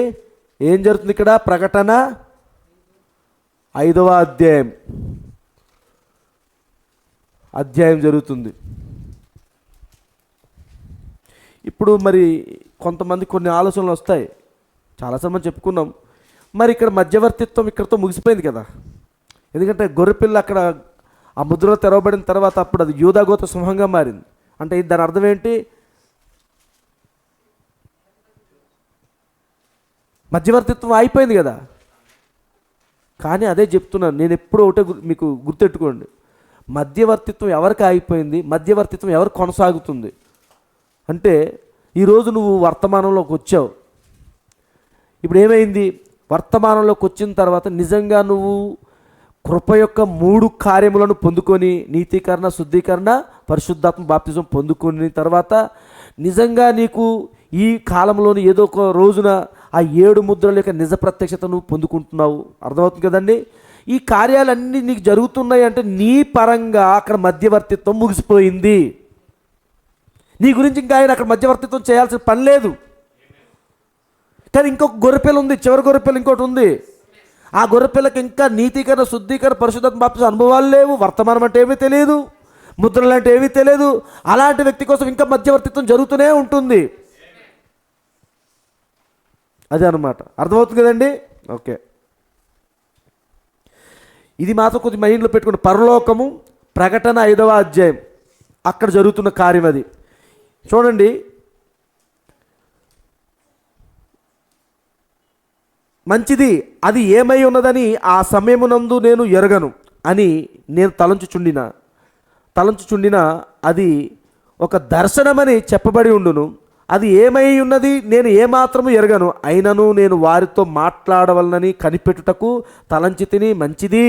మరియు ఆ భవనములోనున్న ఆత్మ అది నిజముగా దేవుని ఆత్మ వలె అనిపించెను. ఆ భవనములో ఉన్న ఆత్మ నిజముగా దేవుని ఆత్మ వలె అనిపించెను. అందువలన వారిలో ఒకరితో మాట్లాడి కొన్ని ప్రశ్నలు వేశాను. అతడు నిజమైన విశ్వాసి అని చెప్పుటకు ఏ సందేహం లేదు. ప్రశ్నలు వేసాడు, నిజమైన విశ్వాసి అని చెప్పడానికి ఏ సందేహం లేదు. మరొక వ్యక్తితో నేను మాట్లాడినప్పుడు నేను ఎప్పుడైనా నేను ఒక వేషధారిని కలుసుకున్నాననినా వారిలో ఇతడు ఒకడై ఉన్నాడు. మొదటి వ్యక్తి ఏమో నిజమైన క్రైస్తవుడిగా గుర్తించాడు. ఇప్పుడు రెండో వ్యక్తి దగ్గరికి వచ్చినప్పుడు నేను ఎప్పుడైనా ఒక వేషధారిని కలుసుకున్నట్లయితే అందులో ఒక వేషధారి ఈయనే అని చెప్తున్నాడు. అతడు వాస్తవముగా రాగి రంగులో గల వెంట్రుకలు కలిగిన స్త్రీని భార్యగా కలిగి ఉండెను. మరియు అతనికి 2 పిల్లలుండిరి. వారు నల్లని వెంట్రుకలు స్త్రీల నుండి కలిగిన వారు. వారంట నల్లని వెంట్రుకల స్త్రీ నుండి కలిగిన వారు. కానీ ఇప్పుడు తన భార్య ఎవరు? రాగి వెంట్రుకలతో ఉన్నటువంటి ఆమె తన భార్య. కానీ పిల్లలు మాత్రం అంట నల్లని వెంట్రుకల స్త్రీ నుండి కలిగిన వారు. నేను అనుకున్నాను, అప్పుడు ఇదేమిటి? ఇచ్చట నేను గందరగోళంలో పడ్డాను. నేను మూల సిద్ధాంతవాదిని, అది వాక్య ప్రకారం ఉండవలను, లేని యెడల అది సరికాదు. మరి నిజమే, పరిశుద్ధాత్మను పొందుకున్న వ్యక్తిని ఇందా చూశాను. అతను పరిశుద్ధాత్మ అభిషేకం ద్వారా అతను భాషలు మాట్లాడాడు. అతనితో మాట్లాడుతున్నప్పుడు, అతనితో ప్రశ్నించినప్పుడు కొన్ని మాటలకి అతను చెప్పిన జవాబులను బట్టి నిజంగానే ఇతను పరిశుద్ధాత్మను కలిగి ఉన్నాడని నమ్మాను. అలాంటి అనుభవం ఇప్పుడు అతను భాషలు మాట్లాడాడు, ఆ భాషకి ఇతను అర్థాలు చెప్పాడు. ఈ అర్థాలు చెప్పిన వ్యక్తితో నేను మాట్లాడుతున్నప్పుడు మరి నాకు ఇచ్చినటువంటి ఆ చిన్న వరం ద్వారా చూస్తుంటే ఇతని భార్య ఏమో రాగి వెంట్రుకలతో ఉన్నది, ఆ రాగి వెంట్రుకలు కలిగి ఉన్న ఆమెగా ఉన్నది. కానీ ఇతని పిల్లలు మాత్రము నల్లని వెంట్రుకలు కలిగి ఉన్నటువంటి స్త్రీతో ఉన్నట్టుగా పిల్లలు కనిపిస్తున్నారు. ఇది ఎలా సాధ్యము? ఇతను మాట్లాడింది మరి పరిశుద్ధాత్మ అభిషేకం పొందుకునే కదా మాట్లాడాడు, భాషలు అర్థం చెప్పాడు. ఇది ఎలా సాధ్యము? దేవుడు ఏమైనా ఒక అనీతి మంత్రుల ద్వారా దేవుడు తన పనులు చేయించుకుంటాడా ఏంటి అనేసి కొంత గందరగోళంలోకి వెళ్ళిపోయాడు. ఇంకో మాటలో చెప్పాలి అని అంటే, మన దగ్గరలోనే చూసుకుందాం, దూరం ఎక్కడికో వెళ్ళడం ఎందుకు? మనమే ఉన్నాము. ఇప్పుడు సంఘంలో ఉన్నప్పుడు వాక్యం వింటున్నాం, ఎంతో శ్రద్ధగా వింటాం, ఎన్నో దేవుని గురించి ఎన్నో ఆసక్తికరమైన విషయాలు నీ ప్రాణము నీ తృష్ణ కొనుక్కొని ఎలా అయిపోతుంది అని అంటే, అమ్మో ఇంత గొప్ప వాక్యాన్ని నేను విడిచిపెట్టకూడదు అని చెప్పి చాలా ఆసక్తితో ఉండి అన్నీ చేస్తున్నప్పుడు ఎంతో భక్తిగా ఉన్న ఆ ఆలోచనలు కలిగిన శరీరంగా ఉన్న నీవు బయటికి వెళ్ళిన తర్వాత ఎక్కడో చిన్న ఇష్యూ ఏదో జరిగింది, ఎవరితో ఏదో అనుకోకుండా ఏదో జరిగింది, ఆడరాని మాటలు, నీ నోటెంబడ పలకలేని మాటలు, ఇవన్నీ పలుకుతూ మరి భయంకరమైనటువంటి పదాలు వాడుతూ మాట్లాడుతూ ఉన్నప్పుడు సంఘం దగ్గరేమో నువ్వు చాలా పవిత్రంగా పరిశుద్ధంగా ఎంతో అనుకువగా ఉండి లౌక్యంగా ఉండి చక్కని వాక్యానుసారమైనటువంటి స్త్రీగా ఉండి బయటికి వెళ్ళిన తర్వాత అలా కనబడుతున్నప్పుడు అసలు ఇది ఎలా సాధ్యము అనేది మనకు అనిపిస్తుందా లేదా?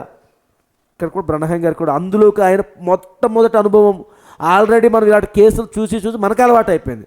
కానీ బ్రహ్మం గారికి ఫస్ట్ టైం చూశాడు ఇలాంటి కేసు. ఆయన మొట్టమొదటికి వెళ్ళినప్పుడే మనం గత వారమే చెప్పుకున్నాం కదా, ఆయన ఏదో నేను దేవదూతల యొక్క సహవాసంలో ఉన్నానేమో అనుకున్నాం, కానీ దెయ్యముల సహవాసంలో ఉన్నానా అనుకున్నాడు.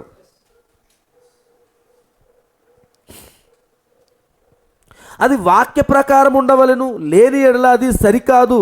ఇచ్చట నేను ఎరిగినంత వరకు ఒకడు నిజముగా ఆత్మను కలిగి ఉన్నాడు, మరొకడు ఎంత మాత్రము సరిగా లేడు. మీకు అర్థమవుతుంది కదండి? అలాంటి బ్యాచ్ ఉంటుంది. వర్తమానం ముసుగును ధరించుకున్న వాళ్ళు చాలామంది ఉన్నారు. పైకి వర్తమానంలో ఉన్నాము, వాక్యంలో ఉన్నాము, సత్యంలో ఉన్నాము.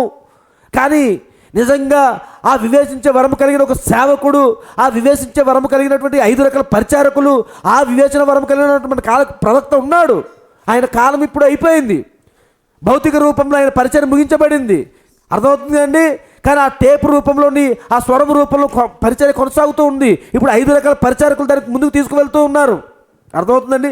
ఇప్పుడు ఎవరైనా సరే ఒక సేవకుడు అటువంటి వివేచన వరం కలిగి ఉన్నప్పుడు ఆ సేవకుడు ముందు కనబడుతున్నటువంటి విశ్వాసులుగా ముసుగు ధరించిన వాళ్ళు ఎవరైనా కనబడితే కనిపెట్టలేడా? అదే జరుగుతుంది ఇక్కడ. మరొకడు ఎంత మాత్రం సరిగా లేడు, ఆత్మ వారిద్దరిపైకి వచ్చినది. అది అట్లు ఏ విధంగా జరగగలదు? అది నన్ను ఆశ్చర్యమునకు గురి చేసినది. ఇప్పుడు అంటున్నాడు, 2 సంవత్సరములకు తర్వాత నేను ప్రార్థన చేయుచుండినట్టి గుహకు ప్రార్థన చేసుకొనుటకు వెళితిని. 2 సంవత్సరాలు అంటే ఇక్కడ జరిగింది సంఘటన 35 క్షమించండి 40 45 43 ఆ టైంలో ఎక్కడో 2 సంవత్సరాల తర్వాత చూద్దాం ఏం జరిగిందంట.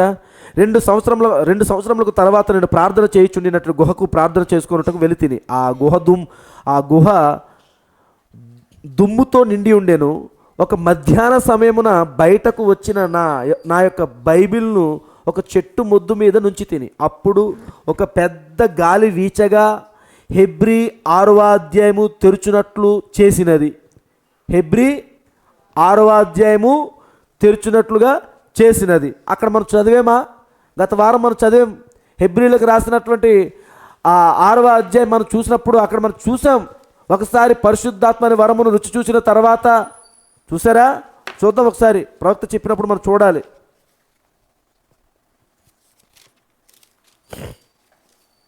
6వ అధ్యాయము.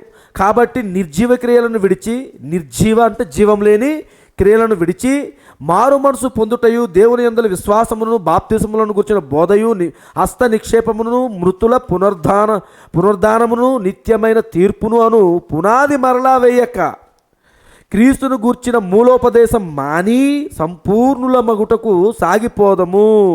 దేవుడు సెలవిచ్చిన ఎడల మనమాలాగు చేయుదము.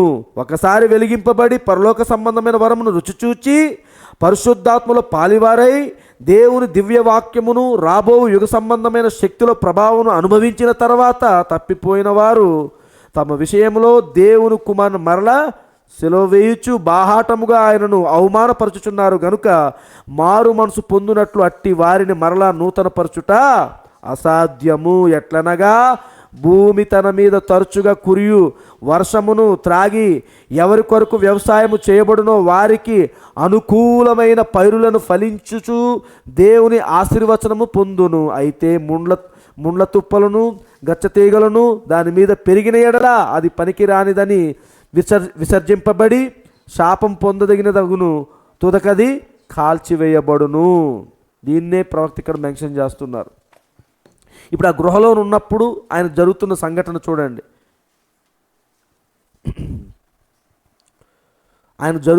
అప్పుడు ఒక పెద్ద గాలి వీచగా హెబ్రీ 6వ అధ్యాయము తెరుచునట్లు చేసినది. చూడండి, ఇప్పుడు మీరు మీ చేతులతో ఈ హెబ్రీలకు రాసిన పత్రిక 6వ అధ్యాయం తెరిచారు. కానీ బ్రనహం గారికి గాలి బలమైనటువంటి పెద్ద గాలి వీయటం ద్వారా ఈ హెబ్రీలకు రాసిన 6వ అధ్యాయము తెరుచునట్లు చేసినది. అంత్య దినములలో మనము సత్యము నుండి తొలగిపోయిన ఎడల ఏమి జరగబోవునో వినబడుతుందండి. అంత్య దినాల్లో సత్యము నుండి నువ్వు తొలగిపోతే ఏం జరుగుతుందో చూడండి. ఇది సత్యము. ఎంతమంది నమ్ముతున్నాం? ఇదే సత్యము. ఈ సత్యము నుండి ఎవరైనా నువ్వు తొలగిపోయినట్లయితే, నువ్వు పెంతుకోసు దగ్గర ఉండి లోకంలో కలిసిపోతే, అయ్యో దేవుని కుమారుడు నశించిపోయాడు, అయ్యో దేవుని కుమార్తె నశించిపోయింది అని అక్కడ ఎవరు బాధపడడానికి ఏం లేదు. అర్థమవుతుంది కదండి? లేదా ఒక బాప్టిస్ట్గా నువ్వు ఉండి, లేదా ఒక ప్రెస్బిటేరియన్గా నువ్వు ఉండి, లేదా ఒక యెహోవా సాక్షిగా నువ్వు ఉండి, లేదా ఒక సంఘ శాఖలో నువ్వు ఉన్నటువంటి ఒక వ్యక్తిగా ఉండి, ఒక సంఘ సభ్యుడిగా నువ్వు ఉండి, అక్కడ ఉండి ఎన్నో సంవత్సరాలు నువ్వు అక్కడ ఆ సంఘంలోని సహవాసం చేసి ఆ తర్వాత కొద్ది రోజులు అయిన తర్వాత ఆ సంఘంను విడిచిపెట్టి లోకంలో నువ్వు కలిసిపోతుంటే అయ్యో అని చెప్పి అక్కడ దేవుడు లేదా తండ్రి అక్కడ బాధపడిపోవడానికి ఏమీ లేదు. ఎందుకు అసలు ఆయనకి నీకు సంబంధమే లేదు. మీకు అర్థమవుతుంది కదండి? ఇప్పుడు జరుగుతున్న కార్యం ఏమిటి అంటే, ఇదిగో సత్యము నుండి తప్పిపోయిన వాడు. చూసారండి, సత్యము అనగా ఈ గడియ వర్తమానము. ఈ గడియ వర్తమానమే సత్యమై ఉన్నది. కాబట్టి ఆ సత్యమైనటువంటి వాక్యంలో నువ్వు తప్పిపోయినప్పుడు ఇదిగో ఆయన చెప్తున్నాడు,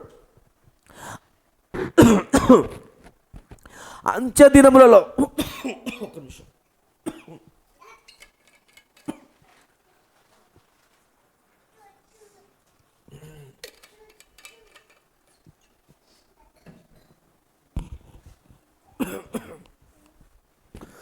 చాలా రోజుల తర్వాత నాకు ఆ వేపగుంట జంక్షన్ దగ్గర ఉన్నప్పుడు చక్కగా అప్పుడు మనకి లైవ్లు కానీ ఏం ఉండేది కాదు. ఉన్న ఒక్కలో ఇద్దరు ఉంటే వీళ్ళతో చక్కగా వాక్యం చెప్పుకుని వెళ్ళి ఆ ఫీలింగ్ వస్తుంది మళ్ళీ ఇప్పుడు.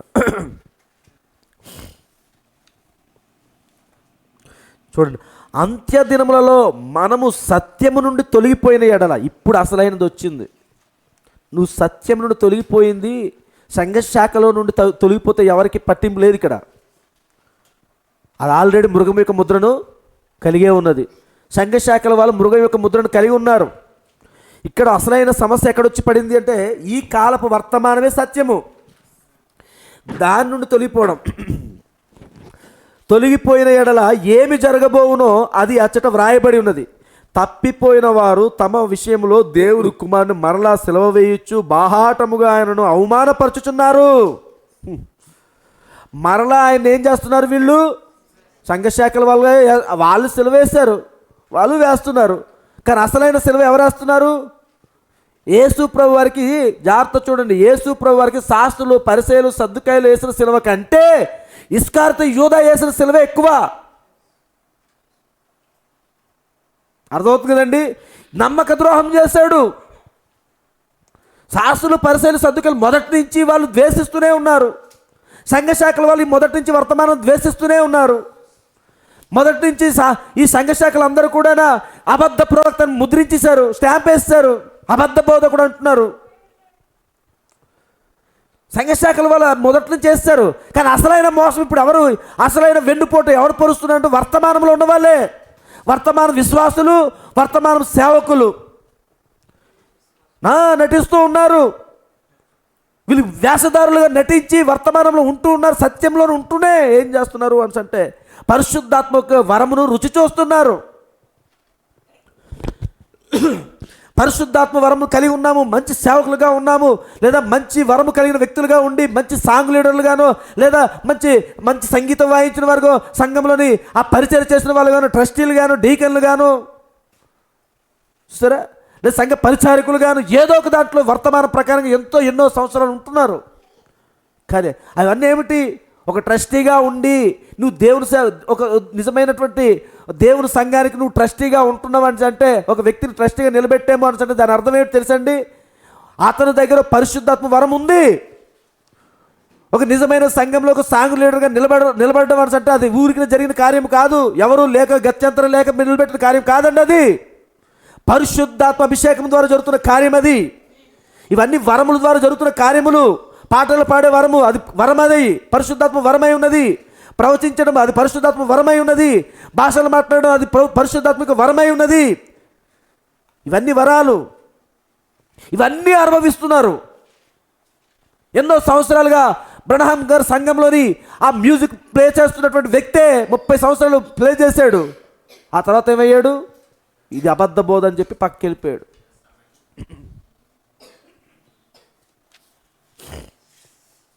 వీళ్ళెవరు?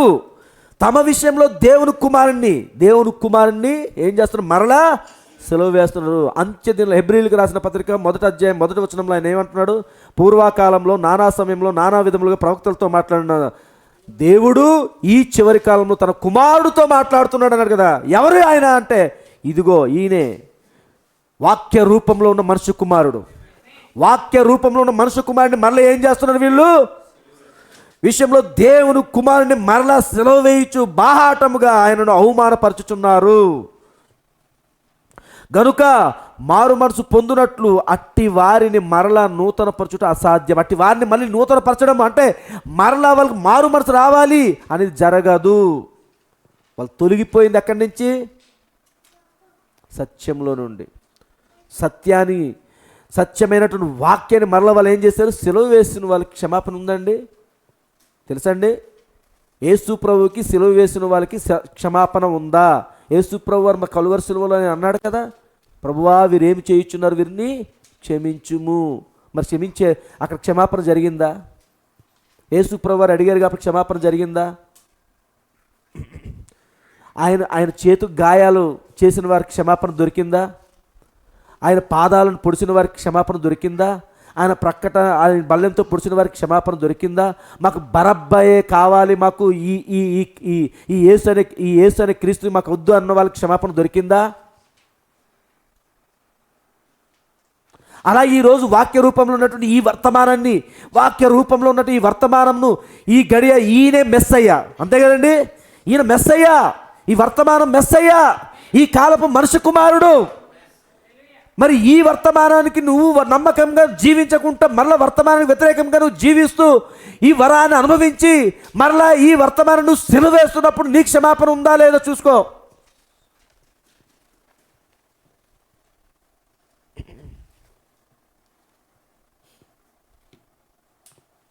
చూడండి, చాలామంది అనుకుంటున్నారు యేసు ప్రభువారు కలువరి సిలువలో ఉన్నప్పుడు, తండ్రి వీరేమి చేయుచున్నారు, వీరు ఎరగరగరక వీరిని క్షమించుము అంటే అక్కడ క్షమాపణ జరిగింది.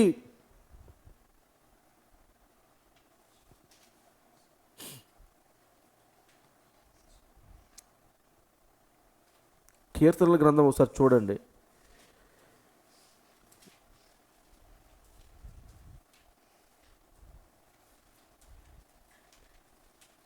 ఒకసారి చూస్తాను ఆ వచనం ఎక్కడుందో నాకు.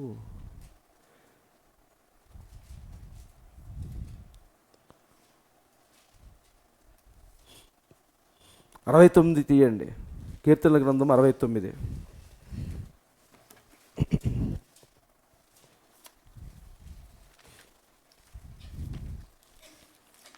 ఏ టైంకి దేవుడు ఎలా మాట్లాడతాడో మనకు తెలియదు. చూడండి, 21వ వచనం చదువుదామా? 69, 21. వారు చేదును నాకు ఆహారంగా పెట్టిరి. ఎక్కడ జరిగింది కార్యము? అందరు గట్టి చెప్పండి. వారు చేదును నాకు ఆహారముగా పెట్టారా? ఎక్కడ జరిగిందండి ఇది? కలువరి సిలువలో. నాకు దప్పైనప్పుడు చిరకను త్రాగనిచ్చిరి. ఎక్కడ జరిగింది ఇది? కలువరి సిలువలో. వారి భోజనము వారికి ఉరిగా ఉండునుగాక, వారు నిర్భయులై ఉన్నప్పుడు అది వారికి ఉరిగా ఉండునుగాక, వారు చూడకపోయినట్లు వారు కనులు చీకటి కమ్మునుగాక అంటున్నాడా లేదా? మరి ఇది ఎవరికి జరుగుతుంది ఇది? మరి యేసు ప్రభువు కలువరి సిలువలో ఏమన్నాడైనా? తండ్రి వీరు ఏం చేయుచున్నారో వీరు ఎరుగరు కనుక వీరిని క్షమించుము అంటే క్షమాపణ దొరికింది దానికి.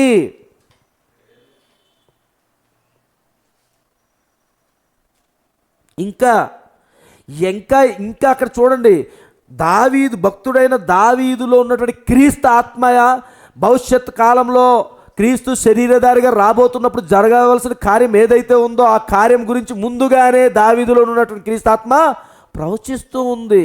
మరి ఆ ప్రవచించిన ఆత్మ 28వ వచనం దగ్గర ఏం చెప్తుందో చూడండి. అక్కడ జీవ గ్రంథములో నుండి వారి పేరును తుడుపు పెట్టుము, నీతిమంతుల పట్టిలో వారి పేర్లు వ్రాయకుము. క్షమాపణ దొరికిందా?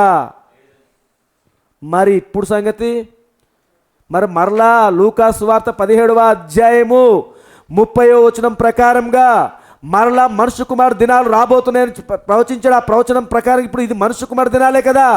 మరి ఈ మనుష్య కుమారుడికి వ్యతిరేకంగా ఇప్పుడు మాట్లాడితే పరిశుద్ధాత్మ ఆ యొక్క వరమును రుచి చూసి వర్తమానంతో సహవాసం చేసి వర్తమానంతోనే జీవించి వర్తమానంలోనే కొన్ని సంవత్సరాలు ప్రయాణం చేసి ఇప్పుడు వర్తమానానికి వ్యతిరేకమైన జీవితాలు కలిగి ఉన్న వారి పరిస్థితులు ఏమిటి? కోర్స్ ఇక్కడ కూడా మన కాల ప్రవక్త తండ్రి వీరికి క్షమించుమే అని అడుగుతున్నాడు ఆయన. అనేక మంది నాకు క్యాథలిక్ సంఘంలో నా స్నేహితులు ఉన్నారు అన్నాడు ఆయన. అనేక మంది నేనంటే ప్రాణం పెట్టగలిగే గొప్ప గొప్ప స్నేహితుల్ని నేను పెంతుకొస్తులో కలిగి ఉన్నాను అంటున్నాడు ఆయన. బాప్టిస్టులో కలిగి ఉన్నాను అంటున్నాడు. కానీ లేఖనం ఒప్పుకోవట్లేదు. ఇక్కడ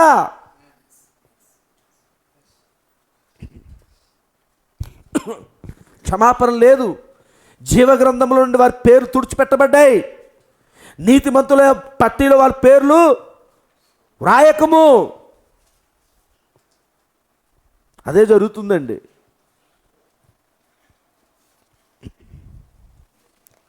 ఎందుకు ఈ విషయం తీసుకొచ్చాను నేను ఇక్కడికి?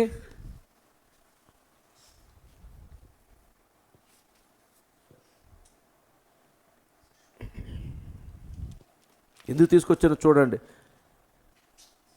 దేవుని కుమారుని మరలా సిలువ వేయచ్చు. అందుకే వర్తమానంతో ఆటలాడొద్దు. వర్తమానం అంటే ఇది అక్షరాలు కాదు. వర్తమానం అంటే పర్సన్, వ్యక్తి. వర్తమానం అనగా ఒక వ్యక్తి. ఆయనతో చెలగాటం ఆడొద్దు. దేవుని కుమారుని మరలా సిలువ వేయించు బాహాటంగా ఆయనను అవమానపరచుచున్నారు గనుక మారు మనసు పొందునట్లు అట్టి వారిని మరలా నూతన పరచుట అసాధ్యం. రెండు జోడయ్యాయా లేదా? క్షమించండి. కీర్తన 69 అధ్యాయము 28 వచనము, హెబ్రీ 6వ అధ్యాయం, రెండు క్రొత్త నిబంధన పాత నిబంధన ఏమైపోయాయి? ఐక్యమైపోయాయి. రెండు లేఖనాలు కూడా ఏమవుతున్నాయి? ఏకీభవిస్తున్నాయి. రెండు చోట్ల ఈ లేఖనాలు ఏమయ్యాయి? ఏకీభవిస్తూ ఉన్నాయి. మారు మనసు పొందుకోవడం అట్టివారు అంట అసాధ్యము. అట్టి వారిని మరలా నూతన పరచుట అసాధ్యము. ఎట్లనగా భూమి తన మీద తరచుగా కురియు వర్షము త్రాగి ఎవరి కొరకో వ్యవసాయం చేయబడునో వారికి అనుకూలమైన పైరులను ఫలించుచు దేవుని ఆశీర్వచనము పొందును. అయితే ముండ్ల తుప్పలను గచ్చతీగలను దాని మీద పెరిగిన ఎడల అది పనికి రానిదని విసర్జింపబడి శాపము పొందినదగును. తొదకది కాల్చివేయబడును. అయితే గోధుమలు ప్రత్యేకంగా కూర్చబడును. హల్లెలూయా. నేను అప్పుడు గాలి వీచి దాన్ని తెరిచినది అని తలంచి మరలా బైబిల్ను అచ్చట ఉంచి తిని. ఈయనేమనుకుంటున్నాడు? ఏదో గాలికి గాలి ఏదో వేసింది, అది అలా వచ్చేసింది. మీకు అర్థమవుతుంది కదండి? ఏదో గాలి వేసింది, అలా వచ్చేసింది. మీకు తెలుసండి, పొలంలో రైతులు ఆ యొక్క ధాన్యాన్ని తూర్పారబడతారు, చాటతో నెత్తి ఇలాగా చేస్తూ ఉంటారు. ఇప్పుడు గాలి లేకపోతే వాళ్ళు అన్ని ఇలా చేస్తున్నారు అనుకో, గాలి వేయట్లేదు, చేస్తూ ఉంటే విత్తనాలు అక్కడే పడతాయి, పొల్లు అక్కడే పడతాయి. అంతేనండి. ఇప్పుడు రెండింటిని వేరు చేసింది ఏంటి? గాలి. కాబట్టి ప్రవక్త దగ్గర కన్ఫ్యూజ్. ఆయన ఎలా ఉన్నాడు ఇప్పుడు? ఆ ఇద్దరు వ్యక్తులు పరిశుద్ధాత్మ కలిగి ఉన్నారని నమ్ముతున్నారు. ఎందుకంటే ఒక వ్యక్తి పరిశుద్ధాత్మ కలిగి ఉండి ఏం చేస్తున్నాడు? ఆయన భాషలు మాట్లాడుతున్నాడు. ఇంకో వ్యక్తి ఆ భాషలు మాట్లాడిన దానికి ఇతను ఏం చేస్తున్నాడు? అర్థం చెప్పేస్తున్నాడు. ఇద్దరి దగ్గర ఆత్మ కనబడుతుంది. ఎలా ఇది? ఈ జీవితాలు చూస్తుంటే ఇతను బాగానే ఉన్నాడు, నీతిమంతుడుగానే ఉన్నాడు, కానీ ఇతని జీవితం చూస్తుంటే భయంకరంగా ఉంది, వ్యభిచారిగా ఉన్నాడు. మరి ఇది ఎలా సాధ్యం? ప్రభువా అనుకుని గ్రీన్స్ మిల్ ఇండియా దగ్గరికి గృహలో కూర్చొని ఆయన ప్రార్థన చేస్తుంటే గాలి వచ్చి ఏం చేసింది? గోధుమను గురుగుని వేరు చేసిందండి అక్కడ ఆయన ఆలోచనని. సరే, ఆయన గాలి వచ్చి తోస్తుందేమో అనుకుంటున్నాడు, పేపర్ గాలికి ఎగిరిపోతున్నాయేమో అనుకుంటున్నాడు. తర్వాత ఏం చూద్దామా? గాలి వీచి దాన్ని తెరిచినదని తలంచి మరలా బైబిల్ను అచ్చట ఉంచి తిని మరలా గాలి వీచి అదే భాగమును తెరవబడినది. ఆదికాండం 1వ అధ్యాయం ఎందుకు రాలేదు అంటే ఆ గాలి. ఇప్పుడు సపోజ్ ఈ హెబ్రీయులకు రాసిన పత్రిక 6వ అధ్యాయం ఇక్కడ ఉంది, ఇంతలాగా ఉంది బైబిల్. గాలి ఎంత ఫోర్స్గా వస్తే కానీ ఆ హెబ్రీయులకు రాసిన 6వ అధ్యాయం తెరవబడాలి. చూడండి, ఆలోచించండి. మధ్యలో యెహెజ్కేలు గ్రంథం ఉంది, నెహెమ్యా గ్రంథం ఉంది, కీర్తనలు ఉన్నాయి, చూసారా, మత్తయి సువార్త ఉంది, మార్కు సువార్తలు ఉన్నాయి, సంఖ్యాకాండం ఉంది, ఆదికాండం ఉంది. ఇవన్నీ ఉంటున్నప్పుడు గాలి అంత గాలి వేసిందంటే ఏ గాలి వేసిందో చూడాలి. ఏ గాలో చూడండి ఒకసారి. నేను నమ్ముతున్నాను అది పెంతుకోస్ దినాన మేడగదిలోని అగ్ని నాలుకల వల్ల గాలి వీచింది, చూసారా? అదే గాలి అండి అది. అదే గాలి ఇక్కడ కూడా జరుగుతుంది. అందుకు ఆయన అంటున్నాడు, మళ్ళా చూడండి, నేనప్పుడు గాలి వీచి దాన్ని తెరిచినది అని తలంచి మరలా బైబిల్ నచ్చట ఉంచి తిని మరలా గాలి వీచి అదే భాగము తెరవబడినది. సరే, వచ్చేసింది. ఈ విధముగా ముమ్మారు కలిగాను. 3 సార్లు అంటే ఈ విధంగా జరిగిందంట. హల్లెలూయా. మంచిది.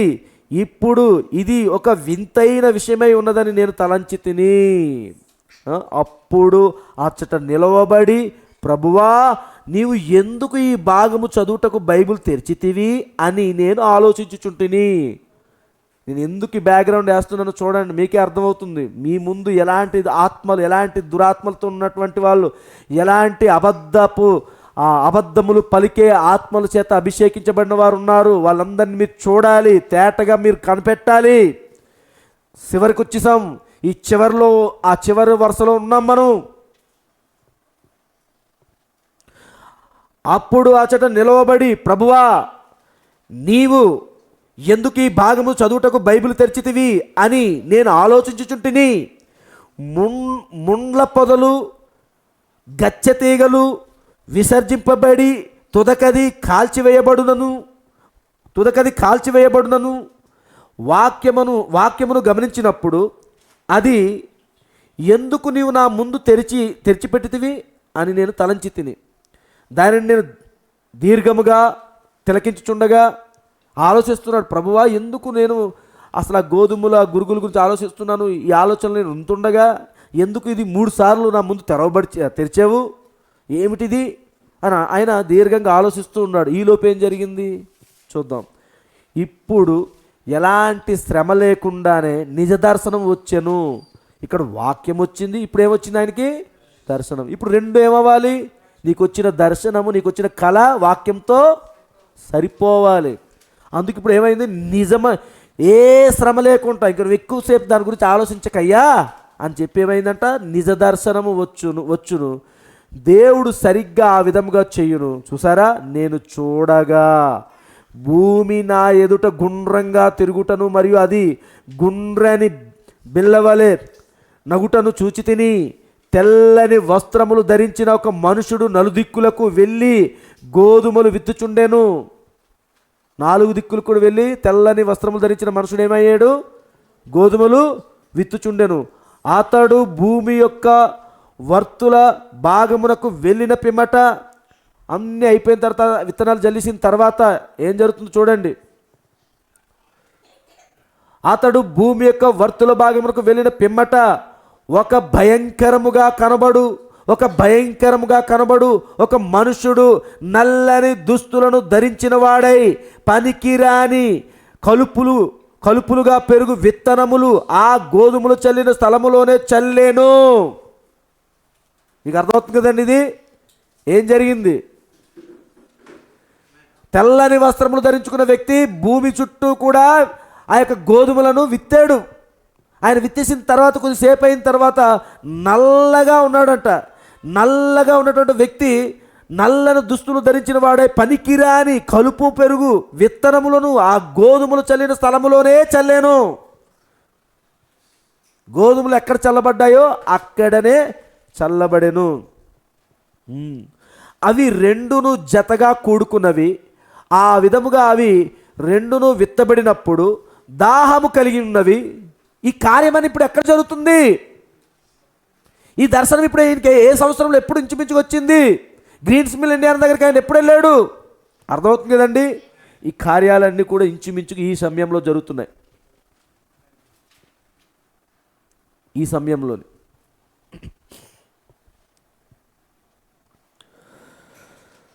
ఏలయనగా వాటికి వర్షము అవసరమై ఉన్నది మరియు అవి 2 తలలు వంచి, ప్రభువా వర్షము పంపమని ప్రార్థించున్నట్లుగా కనబడుచున్న విధానముగా ఉండెను. అప్పుడు ఏమైందంట? అప్పుడు గొప్ప మేఘములు వచ్చి వర్షము వాటి రెంటిపైన కురిసెను. ఆ విధముగా సంభవించినప్పుడు గోధుమ గింజ నుండి ఏమొచ్చింది? అంకురము పైకి వచ్చి ప్రభువునకు స్తోత్రములు చెప్పినట్లుగా చూడగలము. ఒక్క వ్యక్తి ఇక్కడ వచ్చి, అర్థమవుతుందండి, ఆ విత్తనాల నుంచి, అతను వేసిన విత్తనాల నుంచి వచ్చిన గోధుమలు ఏమయ్యాయి? చిగురించి ప్రభువుకి స్తోత్రము అంటున్నాయి. ఇప్పుడు చూడగలం. అదే రీతిగా ప్రక్కనున్న కలుపును మొలిపించు గింజ నుండి మొలక బయటకు వచ్చి అదియు ప్రభువునకు స్తోత్రములు అని చెప్పుచుండినట్లుగా కనిపించును.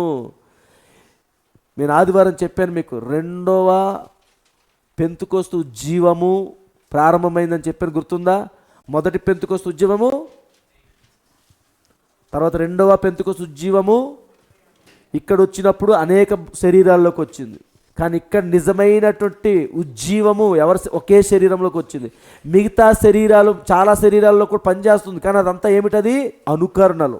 అవన్నీ కూడా అనుకరణలు. అందుకే మీరు గుర్తెట్టుకోండి, ఎప్పుడు కూడా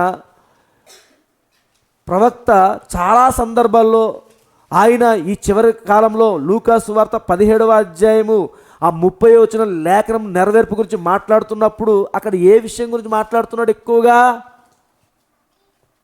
సొదొమ గొమొర పట్టణాలు మాత్రమే మాట్లాడాడు ఆయన. అక్కడ ఒక సింధూర వృక్షము కింద కూర్చొని ఉన్నటువంటి 7 అక్షరాలు కలిగిన వ్యక్తి గురించి మాట్లాడుతూ ఉంటాడు. ఆ 7 అక్షరాలు కలిగిన వ్యక్తి దగ్గరికి 3 వ్యక్తులు నడుచుకుంటూ వచ్చారు. ఆ 3 వ్యక్తుల్లో ఒక వ్యక్తి 7 అక్షరాలు కలిగిన వ్యక్తి దగ్గర ఆగిపోయాడు. కానీ మిగతా 2 మాత్రం సొదొమ గొమొర దగ్గరికి వెళ్ళారు. అర్థమవుతుంది? ఆ కార్యం ఇప్పుడు ఇక్కడే జరిగింది. ఆ 2 వ్యక్తులు ఎవరో మనకు తెలుసు, ఓరల్ రాబర్ట్, బిల్లీ గ్రాహం. అర్థమవుతుంది కదండి? కానీ ఆ 3వ వ్యక్తి 7 అక్షరాలు కలిగిన వ్యక్తి దగ్గర ఆగిపోయాడు. ఇప్పుడు ఈ ఓరల్ రాబర్ట్, ఈ బిల్లీ గ్రాహం వెళ్ళి ప్రపంచానికి వాళ్ళు సువార్త అందిస్తున్నారు. మీకు అర్థమవుతుందండి? వాళ్ళు ప్రపంచానికి సువార్త అందిస్తున్నారు. కానీ మొదట ఎవరు అందించారు? గుర్తెట్టుకోండి, మొదట విత్తనాలు వెళ్ళి విత్తాడు ఆయన. ఈయన విత్తనాలు విత్తిన తర్వాత ఇదిగో మరొక నల్లని వస్త్రములు ధరించి ఉన్న వాళ్ళు వెళ్ళి ఏం చేశారు? విత్తనాలు విత్తడం మొదలు పెట్టారు. మీకు అర్థమవుతుంది కదండి? ఇప్పుడు 2 కూడా ఏమవుతున్నాయి? చిగురించాయి. బ్రహ్నం టెబర్నికల్ చిగురించింది, బ్రహ్నం ద్వారా బోధ విస్తరించింది. ప్రపంచమంతా 7 మార్లు తిరిగాడు. ఆయా దేశాలు, ఆయా ప్రాంతాలు, అమెరికా దేశం అంతటి కూడా ఆయన వాక్యం అందించాడు. అవి కూడా ఎదుగుతూ ఉన్నాయి. అవి కూడా ఏమంటున్నాయి? ప్రభువా దేవునికి స్తోత్రం, హల్లెలూయా అంటున్నారు. అలాగే ఇక్కడ బిల్లీ గ్రాహం, ఓరల్ రాబర్ట్ వాళ్ళు చేస్తున్న అద్భుత కార్యాలు, ఆశ్చర్య కార్యాలు, ఇవన్నిటిని బట్టి కూడా చాలామంది ఏం చేశారు? వాళ్ళని చేసే కార్యాలను బట్టి ప్రభువా స్తోత్రము, హల్లెలూయా అని పలుకుతున్నారు.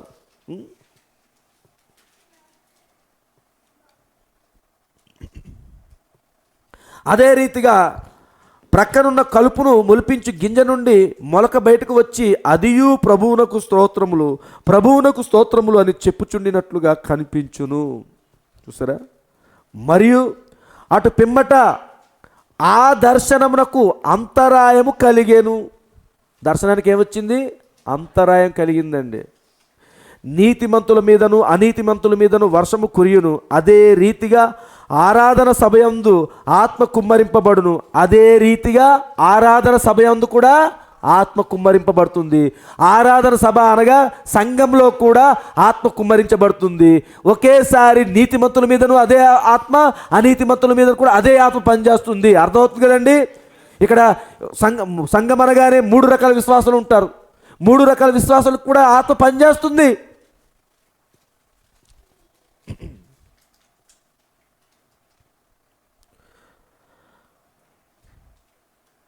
అదే రీతిగా ఆరాధన సమయందు ఆత్మ కుమ్మరింపబడును. అప్పుడు అందున్న ప్రతి వారును, వేషధారులేమి, క్రైస్తవులు లేని ఎల్లరూ కూడి ఉల్లసించెదరు. వాస్తవముగా అది సరియే. అయితే అవి ఏమై ఉన్నవి? వాటి ఫలముల వలనవి తెలియబడును. అవి ఏమై ఉన్నవో వాటి ఫలముల వలన తెలియబడును. చూడండి, వాళ్ళు బోధిస్తున్నారా లేదండి? ఈరోజు సంఘశాఖల వాళ్ళు కూడా చాలామంది వారి యొక్క వస్త్రధారణ గురించి ఖండించి బోధిస్తున్నారు. వారి యొక్క ఆ మేకప్ల గురించి ఖండించి బోధిస్తున్నారు. కానీ వారి సంఘాల్లో అలాంటి వాళ్ళు ఇంకా ఉంటారు. సేవకుడు బోధిస్తుంటాడు, కానీ అక్కడ అలాగే ఉంటారు. కారణం ఏమిటి? వారి ఫలముల ద్వారా వాళ్ళు గుర్తించవచ్చు. కొంతమంది ఏం బోధిస్తున్నారు? తప్పే ఉంది, దేవుడు వెలుపటి అలంకరణ చూడాడు కానీ లోపటి అలంకరణ చూస్తాడు అని చెప్పి బోధించుకుంటూ వెళ్తున్నారు. దేవుడు నరుడు వేషాన్ని చూడడు కానీ అని చెప్తున్నారు. నరుడు వేషాన్ని చూడడంట దేవుడు, లోపల అంతరంగ హృదయాన్నే చూస్తాడంట. మరి ఇప్పుడు అంత ఆ బోధ ఏమిటి? ఇప్పుడు ఏం చేస్తుంది? బిల్లీ గ్రాహం, ఓరల్ రాబర్ట్ వెళ్ళి వాళ్ళు ఏం చేశారు?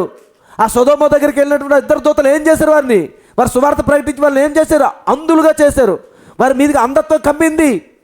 సొదొమీయులు అందరూ అంధులుగా మారిపోయారు, గుడ్డివారిగా మారిపోయారు. లవోదిక సంఘకాలం ఏమవుతుంది? గుడ్డిది. కారణం ఎందుకు గుడ్డిది అయిపోయింది? అది ఇదిగో ఇదే, ఈ బోధలే. స్త్రీ జుట్టు కత్తిరించుకుంటే తప్పేముంది? అదే బోధిస్తున్నారు. మేకప్ చేసుకుంటే తప్పేముంది? పొట్టి వస్త్రాలు వేసుకుంటే తప్పేముంది? పురుషుడు వస్త్రాలు ధరించుకుంటే తప్పేముంది? కంఫర్టబుల్గా ఉండాలి కదా. ఇవే చూస్తున్నారు. ఏమిటది? ఇదిగో వారు వెళ్ళి ఏం చేశారు? గుడ్డివారిగా చేశారు. ఈ సంఘ శాఖలన్నీ కూడా ఎందుకు గుడ్డివైపోయాయి? ఎందుకు ఈ సత్యమైన వాక్యాన్ని వారు అంగీకరించలేకపోతున్నారు? కారణం ఏమిటి అంటే దేవుడు వారికి ఆ ఆత్మచేత నింపాడు అంతే.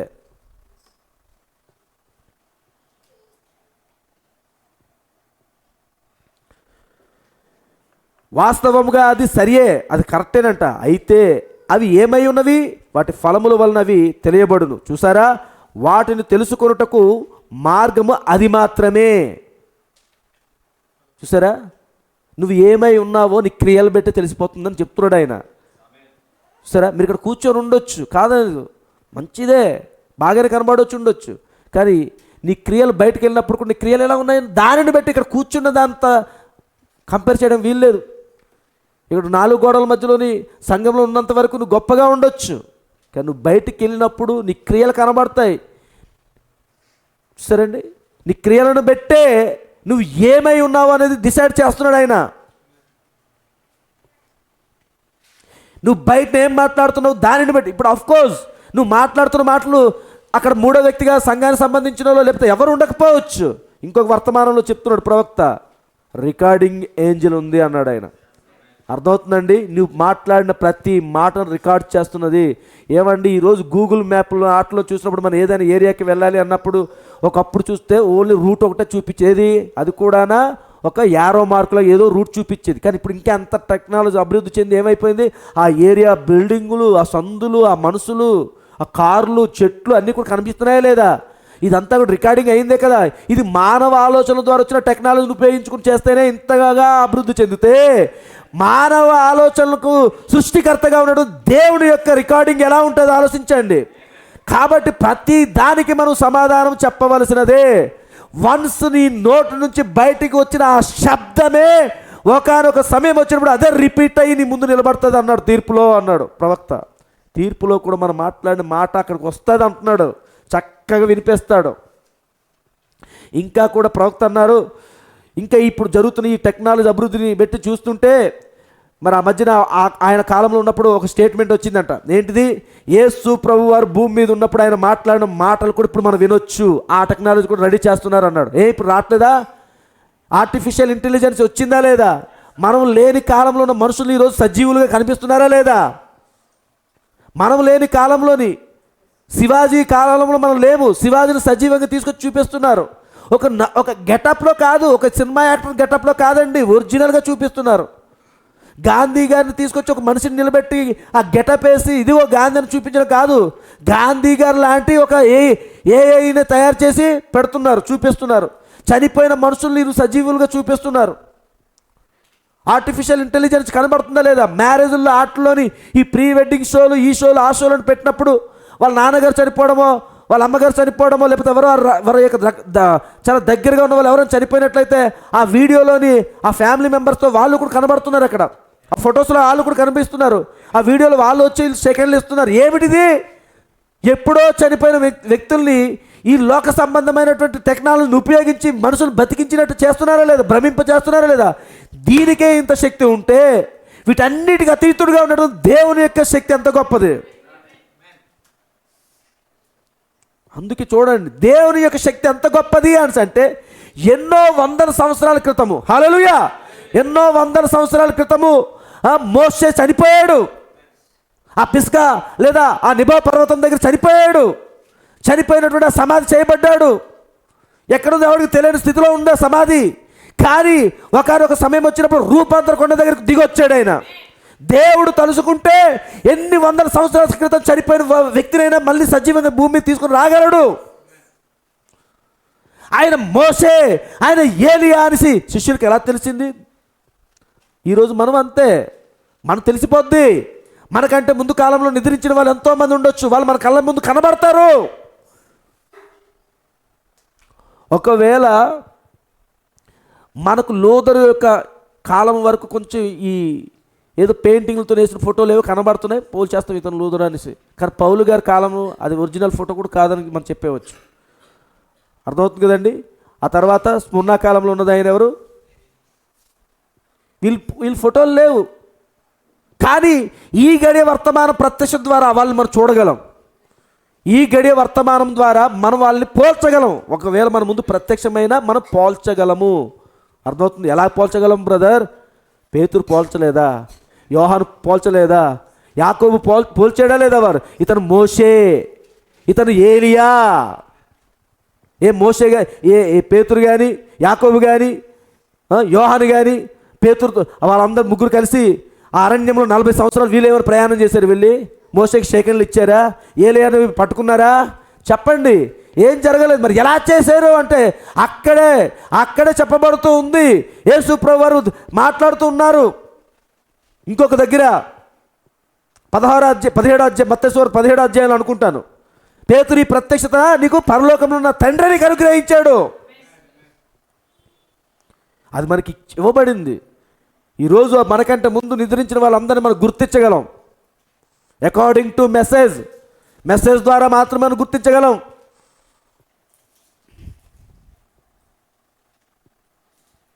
అందుకే మనం మాట్లాడుతున్న ప్రతి మాట చాలా ఇంపార్టెంట్. మనం చేస్తున్న ప్రతి క్రియ చాలా ఇంపార్టెంట్. మన జీవితము, రహస్య జీవితాలు వేరు, బహిరంగ జీవితాలు వేరు కాదండి. రహస్య జీవితం, బహిరంగ జీవితం రెండు ఒకటే. అదే చూడాలి. నువ్వు దేవునికి భయపడుతున్నావంటే భయపడడం అంటే 10 మంది దగ్గర ఉన్నప్పుడు భయపడడం కాదు. ఒంటరిగా ఉన్నప్పుడు, రహస్యంగా ఉన్నప్పుడు, గదిలో ఉన్నప్పుడు, నువ్వు ఎక్కడ ఒంటరిగా జీవితం జీవిస్తున్నావో, ఎవరు లేని సమయంలో ఎవరితో ఎలా అప్పుడు కూడా నువ్వు దేవుని మీద భయభక్తులు కలిగి ఉండాలి. ఇదిగో ఆయన అదే చెప్తున్నాడు ఇక్కడ. లేదు అంటే మరలా ఆయన ఏం చేస్తున్నాం? మనము సిలువ వేస్తున్నాం. సిలువ వేసినోడు పరిస్థితి ఇందాక చూసాం కదా. జీవగ్రంథంలో నుంచి వాళ్ళ పేర్లు కొట్టివేయబడ్డాయి. కొంచెం చెప్పుకొని ముగించుకుందాం.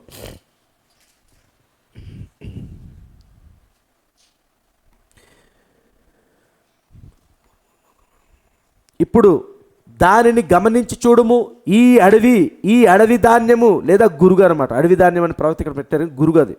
ఈ అడవి ధాన్యము లేదా అడవి గోధుమలు మనము ఆహారమునకు ఉపయోగించు అసలైన గోధుమల మాదిరిగా కనబడి ఏర్పరచబడిన వారిని మోసపరచునంత దగ్గరగా ఉండును. చూసారా ఎలా ఉంటారు? దాన్ని ఇమాజినేషన్ చేసుకోండి ఒకసారి. నీ పక్కన ఎలాంటి ఉంటారు తెలుసా? ఇంత బొట్టు పెట్టుకొని, ఇంత ఆభరణాలు పెట్టుకొని, ఇన్ని గాజులు పెట్టుకొని వచ్చి ఏర్పరచబడిన వారిని మోసం చేయడానికి రారు. చక్కగా ఏమీ లేకుండా, చక్కగా క్రైస్తవులుగానే చక్కగా సామాన్యంగానే ఉంటారు. అది కూర్చొని మాట్లాడుతూ ఉంటారు.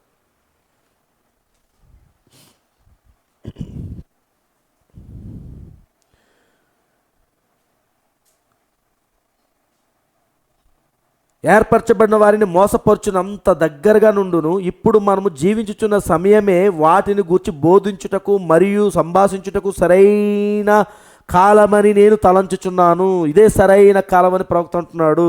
గమనించండి, 41వ వచనంలో ఆ రెండును బహు సమీపంగా ఉన్నట్లు చూడగలము. కడవరి కాలము వరకు ఇవి రెండును ఆయన వేరు చేయకుండును. చూడండి, కడవరి కాలము వరకు ఇవి రెండును ఆయన వేరు చేయకుండునంత వరకు ఒకే మాదిరిగా నుండును. వాటిని వేరుపరచుటకు పలాని సంఘము పైన, అనగా మెథడిస్టు లేదా బాప్టిస్టు లేదా పెంతెకోస్తు సంఘములపై ఆయన ఆధారపడాడు. అర్థమవుతుంది కదండి? వాటిని ప్రత్యేకించుటకు, చూడండి, వాటిని వేరు చేయడానికి పెంతెకోస్తు కానీ, బాప్టిస్టు కానీ, ప్రెస్బిటేరియన్ కానీ సంఘ శాఖల మీద ఆయన ఆధారపడ్డంట. మరి దేని మీద ఆధారపడతాడు? వాటిని ప్రత్యేకించుటకై ఆయన తన దూతలను పంపుతునని ఆయన చెప్పాను. దేని మీద ఆధారపడ్డాడు ఆయన? పెంతెకోస్తు మీద, బాప్టిస్టుల మీద, సంఘ శాఖల మీద కాదండి. ఎవరి మీద ఆధారపడ్డాడు ఆయన? తన దూతల మీద. జాగ్రత్త వినాలి ఇక్కడ ఈ పాయింట్లు. వాటిని ప్రత్యేకించుటకై ఆయన తన దూతలను పంపుతునని ఆయన చెప్పాను. ఈ ప్రత్యేకతను జరిగించుటకై ఈ ప్రత్యేకతను ఏంటి ఆ ప్రత్యేకత? అర్థమవుతుందండి? సెపరేషన్, వేరు చేయుటని ఈ ప్రత్యేకతను జరిగించుటకై ఒక దూత వచ్చుచున్నది అన్నాడు ఆయన. ఒక్క దూత వచ్చుచున్నది. అది ఎక్కడ జరుగుతుంది?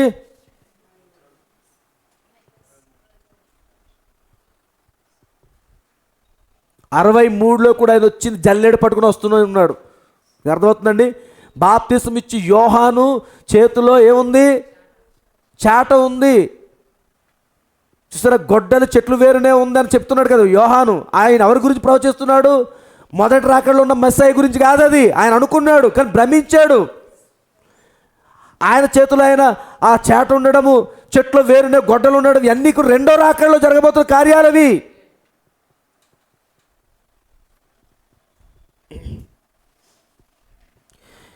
కానీ ఇక్కడ జాగ్రత్త చూడండి, ఒక ప్రత్యేకతను జరిగించుటకై ఒక దూత వచ్చుచున్నది, మంచి చెడులను వేరుపరుచున్నది ప్రభు దూత తప్ప మరెవరును దాన్ని చెయ్యలేరు. హల్లెలూయా. ప్రభు దూత తప్ప ఎవ్వరు చెయ్యలేరు. ఆయన ఒక్కడు మాత్రమే ఏది సరైనది ఏది సరికానిదైనది తెలియజేయబోచున్నాడు. అందుకే ముద్రలు ఇప్పుడు తెరవబడ్డాయి మనకి కూడా. తర్వాత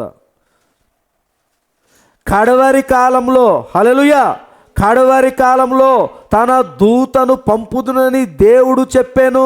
కడవరి కాలంలో తన దూతను పంపుదునని దేవుడు చెప్పాను. ఇప్పటి వరకు పంపబడిన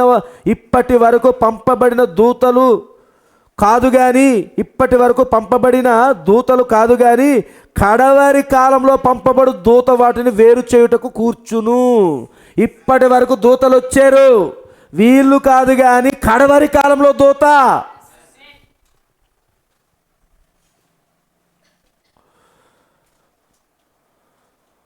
కడవరి కాలంలో పంపబడు దూత వాటిని వేరు చేయుటకు కూర్చును. ఇదే వచ్చుచున్న కోత సమయం. హల్లెలూయా. ఇదే వచ్చుచున్న కోత సమయము అని మనం ఎరుగుదుము. ఇప్పుడు వాస్తవం, జాగ్రత్త చూడండి, ఇప్పుడు వాస్తవముగా దూత అని చెప్పబడిన దానికి వర్తమానికుడని అర్థము. డిక్లేర్ అయిందా? ఆ దూత ఎవరు? ఇప్పుడు అర్థమవుతుంది కదండి, వర్తమానికుడని అర్థము. మరియు సంఘ కాలముల గుండా 7 సంఘములకు 7 దూతలుండుటను మనము చూచుచున్నాము. గమనించండి, విత్తువాడెవరో విత్తనము ఏమిటో కూడా ఆయన చెప్పెను. మొదటిగా విత్తువాడు ఆయన దేవుని కుమారుడై ఉండెను. ఆయన విత్తనము విత్తుచు వెళ్ళెను. ఆయన వెనకనే శత్రువు ఒకడు వచ్చెను, వాడు సాతానుడు. వాడు మంచి విత్తనం విత్తిన వెనక భేదమైన విత్తనము విత్తెను. ఇప్పుడు స్నేహితులారా లోకము మనము కలిగినప్పటికీ నుండి ప్రతి యుగములోనూ ఆ విధముగానే జరుగుచూ వచ్చెను. ఖచ్చితంగా ప్రారంభము నుండి ఆ రీతిగానే జరుగుచూ వచ్చుచున్నది.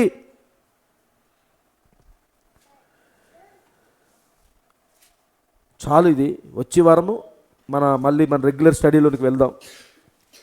దానికి లింకప్ చేసుకుంటూ వెళ్తూ ఉన్నాను. కానీ మీకు అర్థమైందండి, ఎప్పుడు వేరు చేయబడ్డం అనేది జరుగుతుంది. చూసారా, సెపరేషన్ అనేది ఇక్కడి నుంచే ప్రారంభమైంది. 1946 దగ్గర నుంచే 2 వేరవుతూ ఉన్నాయి. అది ఒక దూత పరిచర్య ద్వారా జరుగుతుంది. 7వ దూత, అర్థమవుతుంది కదండి, 7వ దూత. ఆ 7వ దూత పరిచర్య ద్వారా జరుగుతున్న దాన్ని, ఆ పరిచర్య ఇంకా ముందుకు వెళ్తూనే ఉంది. ఈ సమయంలోనే పరలోకం నుండి బలిష్ఠుడైన దూత దిగి వచ్చాడు. ఆయన బలిష్ఠుడైన దూత దిగి వచ్చి ఇప్పుడు ఏం చేస్తుంది? సెపరేషన్ని ఇంకా దగ్గరగా చేస్తున్నాడు ఆయన. ఈ సెపరేషన్ అంటే సాధ్యమైతే ఏర్పరచబడిన వారు సైతం మోసపరచబడే కార్యం జరుగుతుంది. చూసారా, ఆ కార్యం దగ్గరికి వచ్చాం మనం.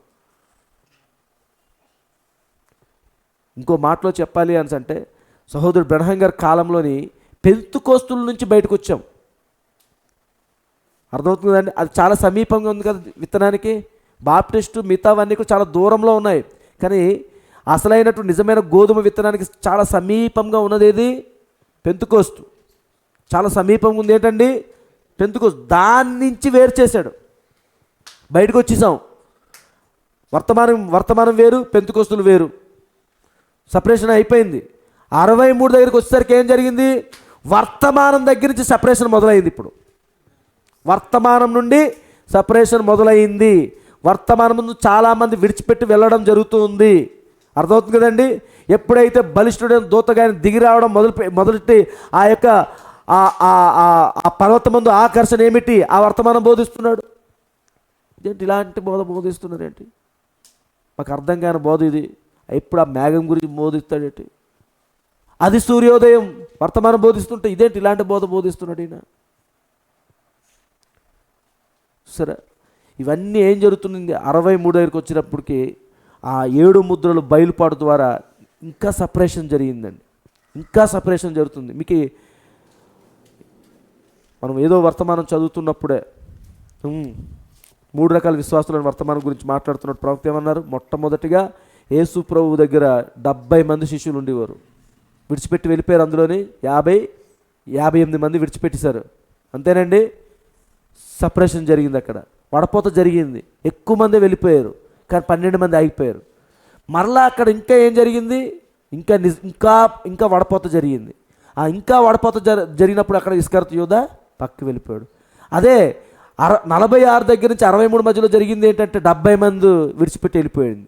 63 దగ్గరికి వచ్చేసరికి ఏమైంది? ఇస్కరియోతు యూదాలు వెళ్ళిపోవాలి. ఇప్పుడు అర్థమవుతుంది కదండి. ఇదే ఈరోజు అంత్యకాలమందు అభిషేక్తులని వర్తమానంలో ఇదొక భాగం మనం చెప్పుకున్నాం. మరి మిగతా దేవుడి చిత్తమైనట్టయితే వచ్చే వారము ఇంకా చాలా విషయాలు చూద్దాం. మరి ఈరోజు చాలా లోతైన విషయాలే మనతో దేవుడు మాట్లాడే నేను నమ్ముతున్నాను. మన జీవితాలకు ఎంతో ఉపయోగకరమైన విషయాలు ఇవన్నీ కూడా. మనమందరం లేచి నిలబడదాం.